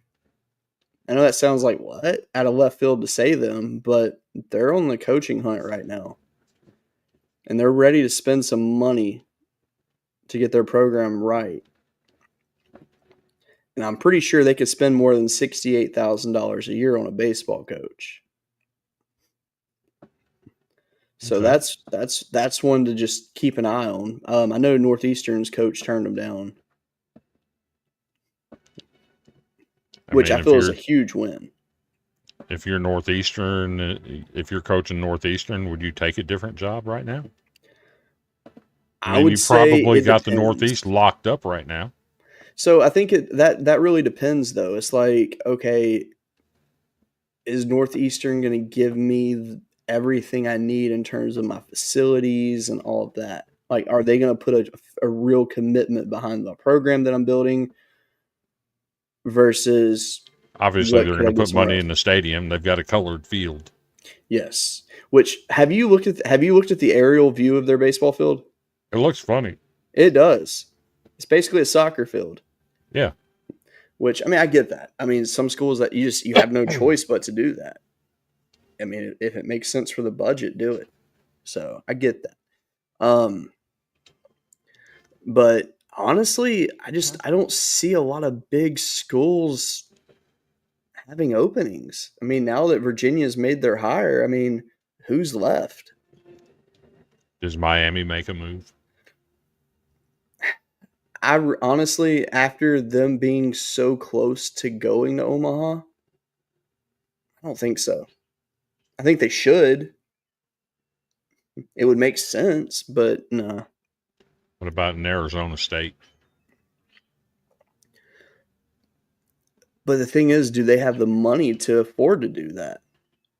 Because we know they were hurting for money, which is insane to say considering the history at Arizona State.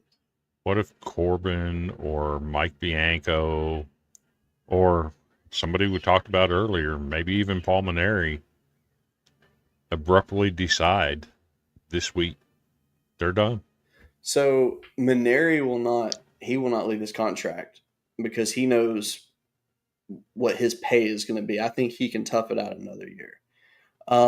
So Bianco is one that I was thinking about. So like Bob says, Irvine's coach, the sleeper. Yes, that I'm surprised that he hasn't been yanked away. But then again, the scenery where he's living at, that'd be hard to pull me away from that.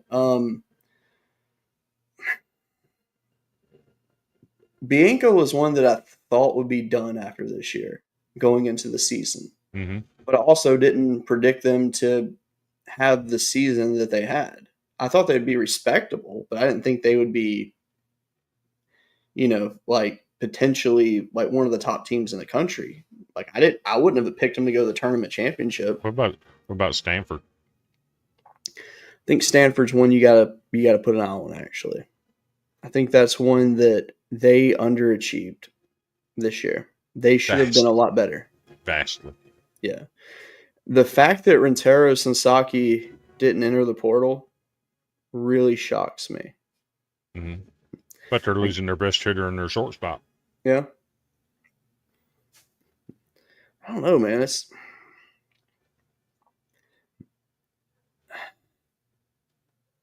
I don't know. I just feel like it's such a weird part of it's just weird right now. So it'd be hard because I feel like you don't have the big openings like you do LSU or Virginia's already been filled. Rumor has it Duke might be filled, but what if Duke comes to Omaha? That actually might be one that happens actually because I mean with Josh Jordan being like the more than likely favorite to land it, I feel like that meeting could happen while he's there. Which if it hasn't already, I would assume it's probably already happened. I wouldn't be surprised if he's already accepted the job but made the decision to not announce it until after the College World Series out of respect to the team. Like I get that.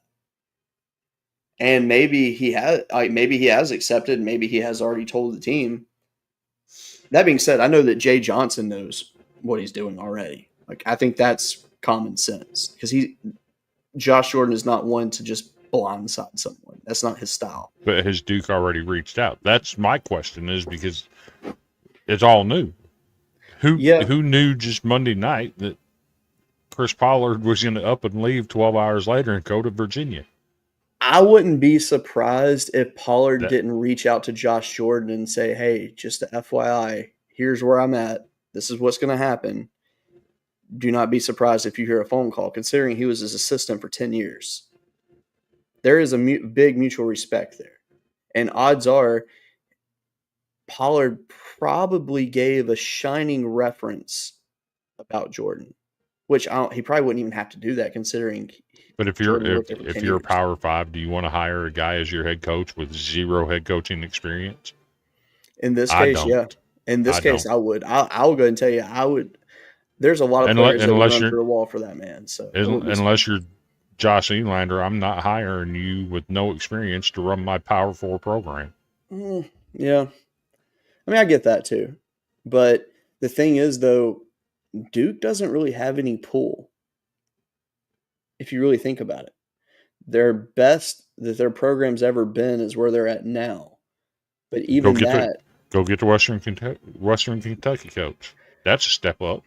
See, that's what I'm wondering. I wonder if that's why they haven't announced anything yet. Also, is the fact that maybe they're actually vetting a lot of people for this job, and they're saying like, "Hey, we can't just put all our eggs in a basket for one guy. We really need to have a wide option set here." And I think coaches to look out for to be potential candidates here. I'm always throw his name out there, but Cliff Godwin, I think that's one that would probably be contacted. I don't think he's leaving. But I think he would be contacted. I wouldn't be surprised if East Tennessee State's coach wasn't contacted. Troy's coach, definitely Western Kentucky's coach, Josh Jordan, maybe.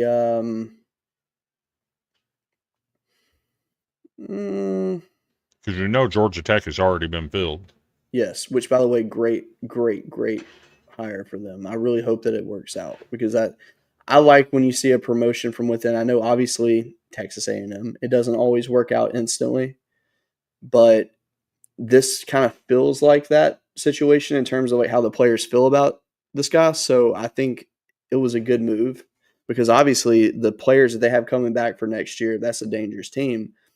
And now none of them are leaving. So that's a win. I don't know. I mean, there's so many options Duke could go towards. I mean, this is going to sound crazy, but who's to say Lamonis isn't a candidate for this job? I mean, he's a national championship winning coach. Mississippi State wasn't, I mean, obviously they've gone downhill over the years, but it's not like they were so far gone. I mean, he's one that you would think he would be a candidate, honestly, any job opening right now, just because of his resume. Mm-hmm. Just having that trophy on there sticks out over everything. So, I mean, Be interesting. yeah. Because you know that's going to happen at some point. Somebody's going to have an interview at Omaha Prime. Somebody's going to do a podcast at Let It Fly and break some news. So it's going hold on, to there's rain. a warning right there. Watch out for any breaking news that happens out of Omaha unless it comes from a trusted source. Because so much BS gets spewed every season about things that are happening. You know what happens? What's that? So all the coaches go hang out at Omaha Prime. Mm-hmm. All the media people go hang out at Let It Fly. And while they're hanging out at Let It Fly, they're talking stuff.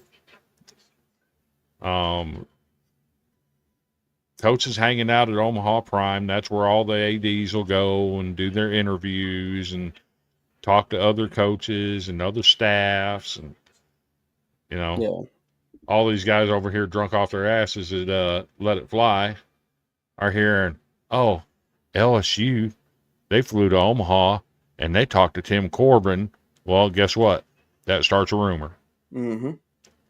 LSU's trying to hire Tim Corbin. No, that's not at all what happened. No, they were just asking him questions. He was he was an advisor that I still want to know what happened between Corbin and Johnson in Omaha. Because that was my one thing I wish I would have asked him about when I met him. Because Corbin 100% suggested Jay Johnson for that job. And next thing you know, there's a huge feud between them two. And whatever happened in Omaha between them, Johnson took it personally. And when they came to Nashville that next year, he took it personal. Whatever happened. Yeah, I mean, obviously that'll probably never be revealed what actually happened, but I would like to know. That being said, I will say one thing. I really hope that when Tim Corbin does retire, that he releases a book. Like Skip Bertman did. I just think it'd be good to read. Do you know how close LSU was to having Tim Corbin as their head coach at one point? Pretty close, actually. Pretty damn close. Mm-hmm.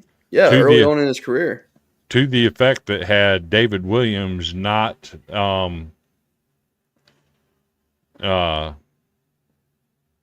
had he not given some things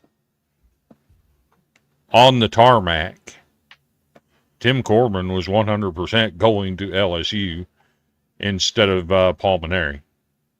I'll be honest with you. As much as I like the recruits that Paul got us, I would have traded that in a heartbeat. That's wild. Could you imagine where Vanderbilt's program would be had Tim Corbin never gone there? And that's not saying they would be terrible, but 28 straight years with a losing record. What are you talking about? We wouldn't be good. We wouldn't be terrible. I'm just saying, like, I feel like at some point Vanderbilt would have gotten it right.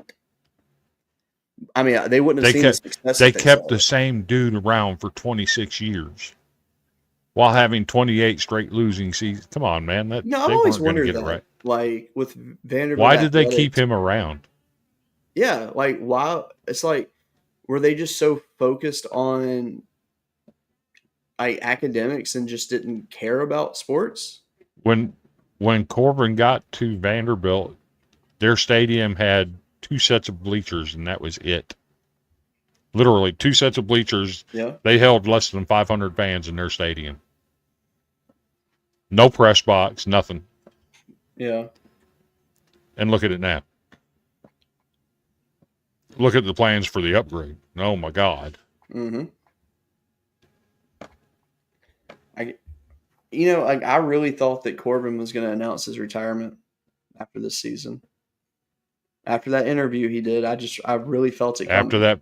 After that press conference at the end of the regional, he was hurt. But then again, though, I mean, after meeting him, he didn't come across as a guy that was ready to give up, though. Oh no, he's not. Like, he looks like he's still got that one hurt. 5 years in him. This year hurt him, ending it the way it did. Yeah, for sure. Oh, but he's still hungry. I mean, it still blows my mind how Vanderbilt got to where they got. He's kind of getting raked over the coals right now by some of our fans, but he knows what he's doing. I mean, it's crazy that the fact that early to mid-April, if you were told, hey, Vanderbilt's going to be the number 1 overall seed in the NCAA tournament, you would have laughed. I would have laughed. Like, we were just trying to get a home regional at that point. Yeah, like it was just absolutely insane. And I mean, what they were able to do at the end of the season, honestly, God, truth, the one thing that really helped them, and I feel like it really paid off for them, is the way that Corbin schedules his early season. Mm-hmm. It's genius. It is, in terms of RPI. But do you realize what a different story we'd be talking right now if we just get one hit against Louisville? Yeah. Just one. Yep. Twice we had second and third with nobody out against Louisville and couldn't score. Yep. Twice.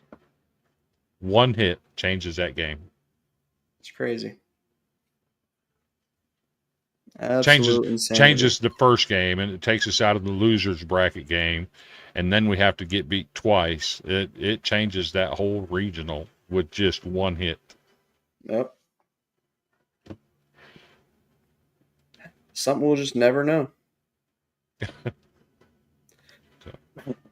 Well, that being said, we've gone over the College World Series. We've given our projections. I think it's fair projections. Mm-hmm. You have Coastal, I have Oregon State, and then we both agree on LSU.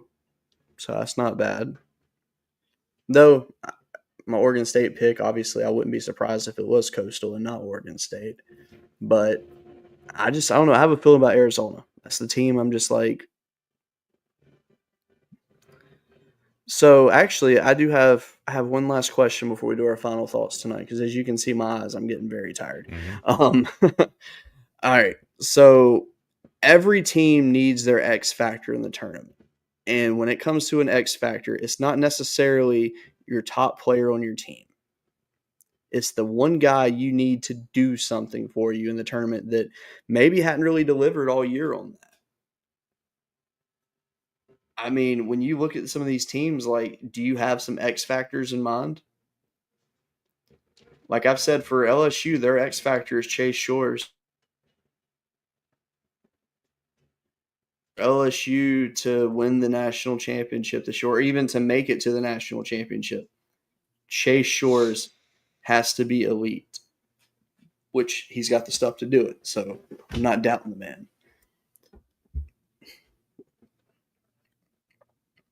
So I'm going to put two people out there for Coastal Carolina. Okay. And I'm going to put two people out there for Murray State. Okay.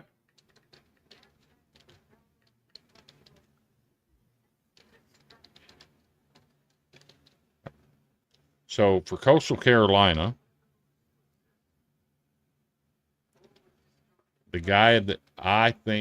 two guys I think need to have the it factor that can play a difference for them in Omaha.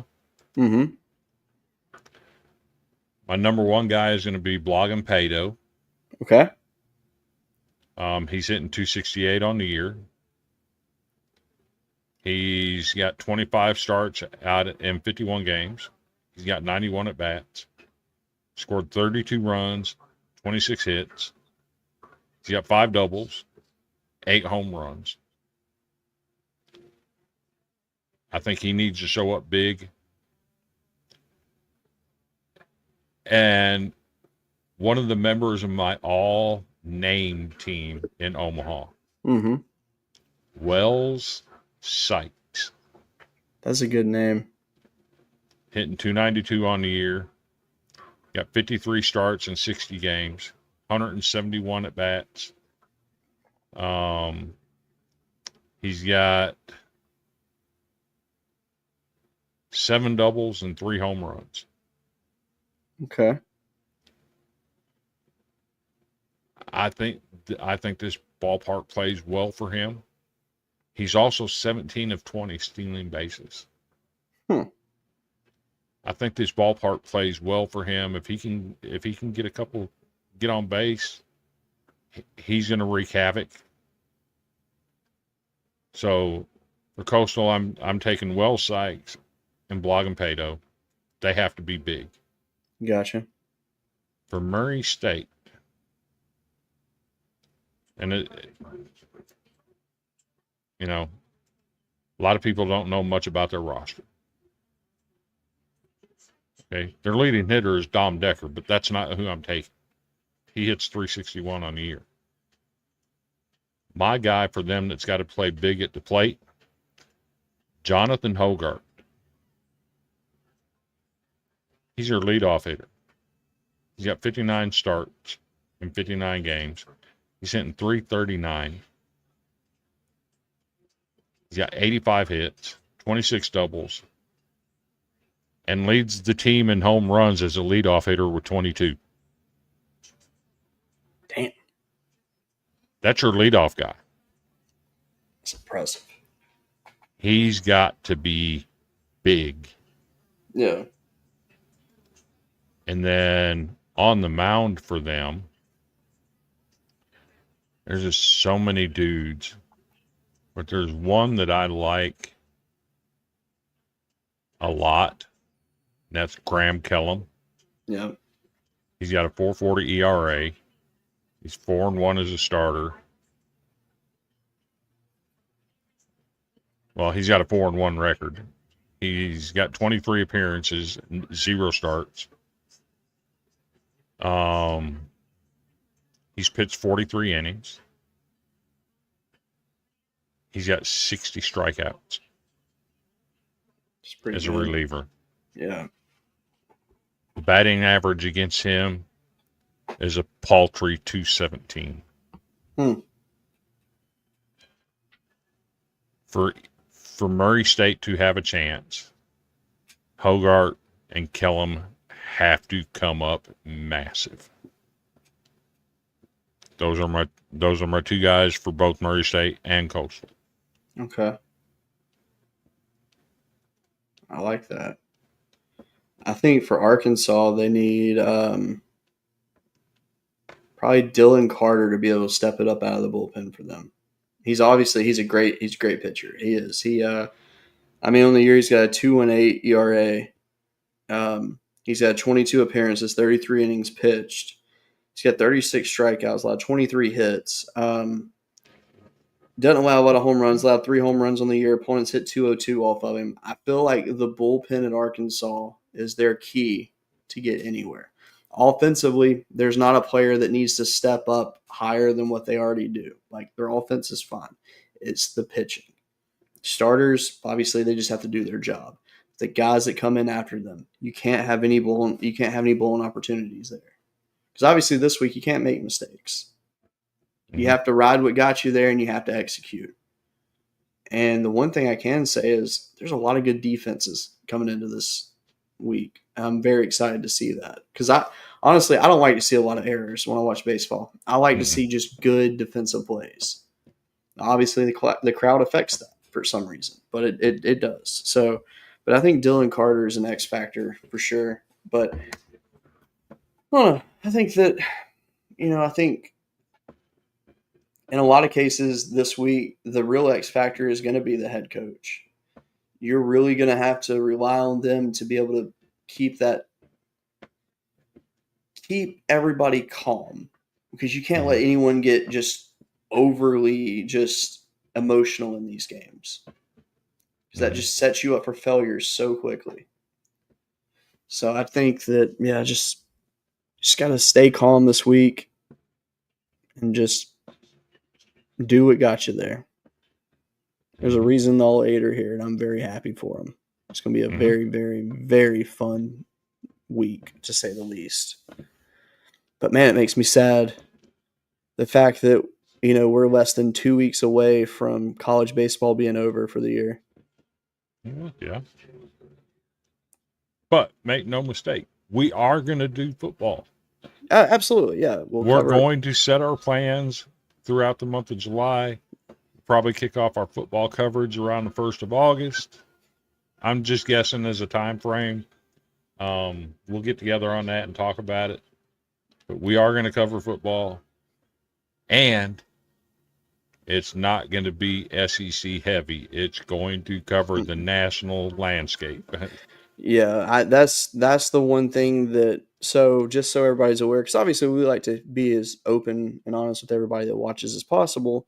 Once the baseball season's done, I'd pitch to Chris that we take a week off from the show, and instead of recording a show, we just meet and we just talk about how we want to cover everything. Because, we're almost at year 3, by the way, of us doing a podcast. That's absolutely crazy. But we will basically. Who would have thought in 2020 when I was doing post-game press conferences via Zoom and couldn't get my questions out, that I'd be doing podcasts 5 years later? It's all about getting comfortable. Thinking back to Golden Broom episode 1 to where we are now is so much different. Yeah. But it's just natural for us, I guess. Obviously, it's getting comfortable with the person you're talking to, which obviously, my God, we've known each other for years, but we didn't, like we spoke on the phone every day kind of thing. Like, we're in chats. It's different. But now it is what it is. But no, I think I'll be putting some questions out there, kind of getting some fan feedback just to kind of see where everybody stands. Like, what you guys would like to see, because we used to have a format that we did where we would play a bunch of videos and talk about things that were absolutely nothing to do with the show. But it was some funny videos. We might bring some of that back a little bit for just some, feel good comedy. But there's a lot of cool things we can do. I want to up the graphics game, which, it's hard to do that when I feel like I've almost maximized what I can actually do with the graphics, but I still want to up the game. I have started working on the new promo video. We got to bring some of our topics back. The bone crushers, the cold hard truths. So, actually, I agree with that, but I think we need to rename everything. Fair. But I think there's a lot of fun things we can do there. And I'm working on a new intro to go into football, because obviously, look, I love our intro very much, but I'm very tired of seeing Tennessee baseball celebrate on our intro. I'm ready for that to change. And our next intro, though, that I make, it's not going to be a football-centered intro. It's going to be all sports that we cover. It's going to have some basketball in there. It's going to have football. It's going to have baseball. So it might have some women's sports thrown in there. I don't know. I'm just going to find a bunch of good clips, put them together, make a fun promo, and have a new song. You mean you're going to put a clip of the first national seed in softball being the first team eliminated? I'm going to do that, and I'm going to put the number 1 seed in baseball getting eliminated too. Right. Nah. I'll probably, at the most for baseball, in softball, it'd probably be the champion hoisting their trophy up kind of thing, being there. But it'll probably have more football than anything because of the season. And but no, it'll be good. But no, that's the one thing that I want us to do too, is to break away from our heavy SEC football coverage and really break out, because like you, I like to watch games from other conferences. I don't to just, don't get me wrong, I love to watch the SEC games because they're very entertaining, but honestly, I've actually found myself enjoying some Big Ten football over the last few years. But this year, I'm following the ACC really heavy. I think that's going to be a very good conference to follow. Well, I'm not saying like top to bottom they're going to be awesome, but I'm saying like in terms like of the teams that have been added to the ACC, I think I think it's going to be fun to check out. I mean, Big Ten's obviously going to be good, but I don't know. I just have a feeling about the ACC this year. I I really don't. do. I mean, well, If I'm being Clemson's going to be good. I know that. if I'm being real, there's only one ACC team I'm interested in. That's going to be Clemson, and because I've said for years, Cade Klubnik's not him. Well, we'll find out this year. He proved me wrong last year. I think he's the real deal. That's the only ACC team I'm interested in watching play. I actually have seen people saying they think Clemson might be number one in the first poll released. I'll let it slip out there. I'll let you know. I have Clemson and Penn State playing for the national championship. I mean, that's fair. I hadn't even thought far enough to make a national championship pick. I have a biased national championship pick, but like a realistic, I've You're looked at all the losing teams. when you come to Nashville. Shut up. Okay, we'll make a bet on that one. You should have lost. You should have lost in Baton Rouge last year. No, we controlled that game from start to finish. You won by 7 points, and it took our best defensive player getting tossed in the fourth quarter for you guys to hold on. We still held on. That's all that mattered. We had a sizable lead, and we let y'all come back. Stop it. Yes. Stop it. It's not where it was at all. Nah, I'm excited though, for real though. That game is going to be fun. I think it's going to be a fun atmosphere because I think the Vanderbilt fans are going to show up for that game. I think attendance wise, I think Vanderbilt might have their best attendance they've had in years with all the new additions completed and everything.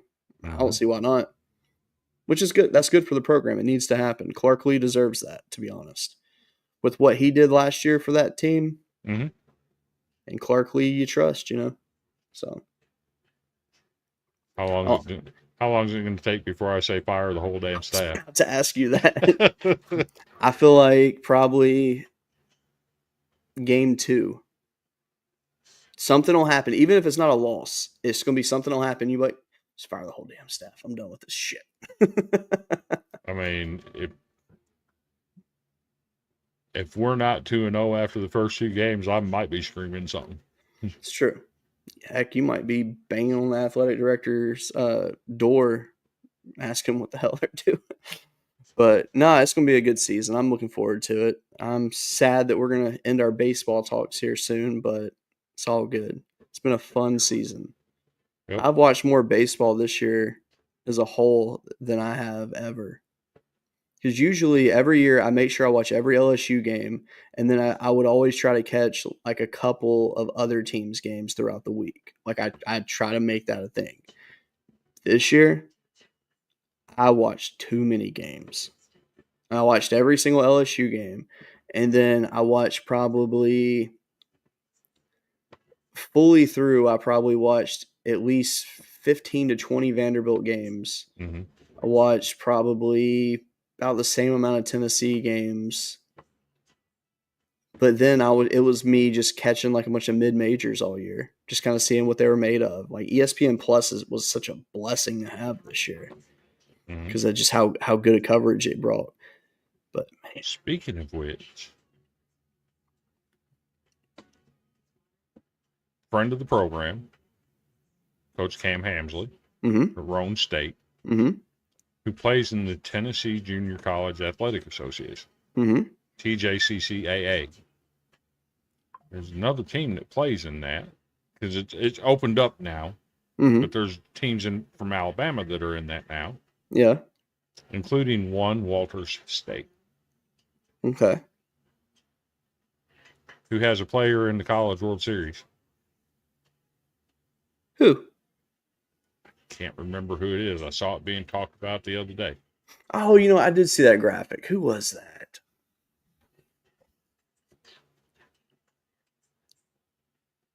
I want to say it was a Murray State player. You might be right. I can't remember who it was. But I mean, hey, to be fair, Walter State churns out talent all the way.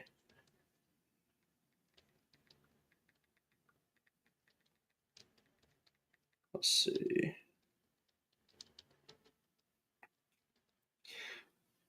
And honestly, I don't care if we're holding up people right now because most people have probably quit watching by now, so we can take our time to look stuff up.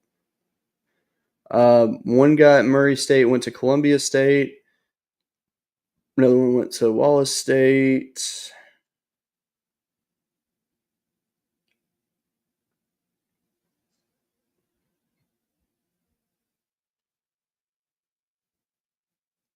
Oh, they got a guy from Nolensville, Tennessee. They got a guy from Fullerton on their team. They have a Dyersburg State guy. That's all they got on there, so it's not them.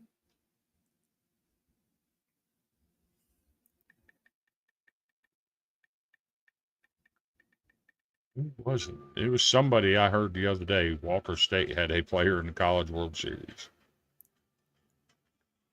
I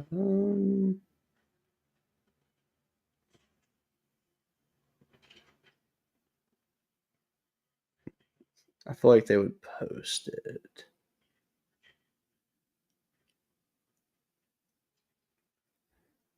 Well, fun fact, Walter State is not active on like social media at all. They haven't posted since like 2022, which is insane.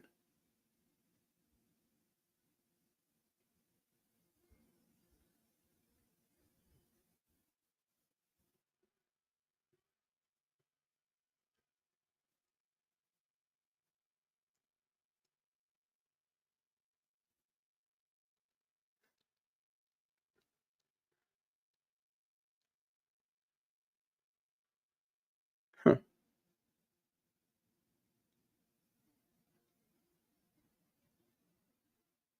I genuinely have no idea.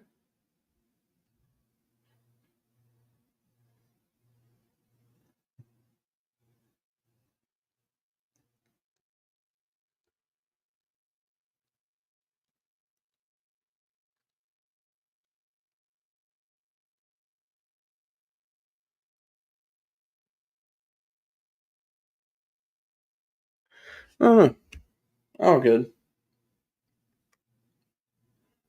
I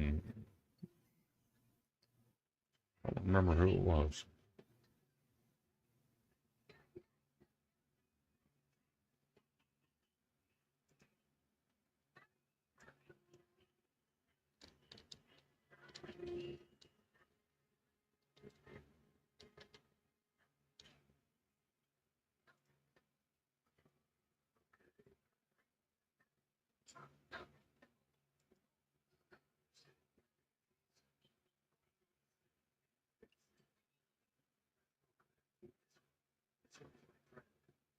Hmm.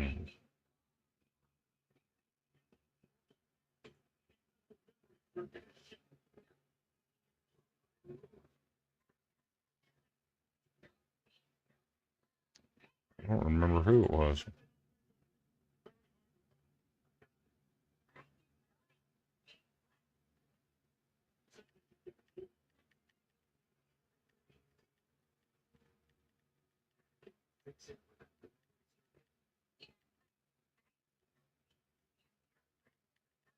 I do not remember who it was. I saw it posted and I can't find it now.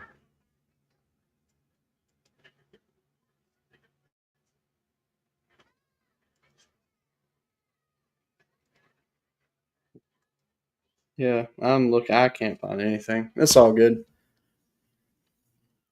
We went over our 2 hour mark anyway, so I won't be able to cut this video up on here. Usually they can generate stuff, but with being over 2 hours, it won't let me, so it's all good. Mm-hmm. Well, anyway, Chris, what are your final thoughts this evening before I doze off? Let's get it started in Omaha. Let's do it. I mirror that message. Hope everybody enjoys the College World Series beginning this week. We'll see you back next week, hopefully twice next week. We're going to talk about it some more. So Okay, here you go. Here you go. Dan Skirka was an assistant coach at Walter State in 2018 when he was hired as a Murray State head coach. Oh, okay. I think that actually is what I saw the other day. Now I think about it. I knew Walter State was involved somewhere. Okay, that's awesome though. It really is. Man, talk about moving on up. That's what I'm talking about. Yeah. Well, on that note, We thank you guys for watching tonight. Great turnout tonight. Awesome chat with everybody. Thank you so much, and we will see you next week, hopefully twice. So have a good evening, good rest of your week, and enjoy some baseball.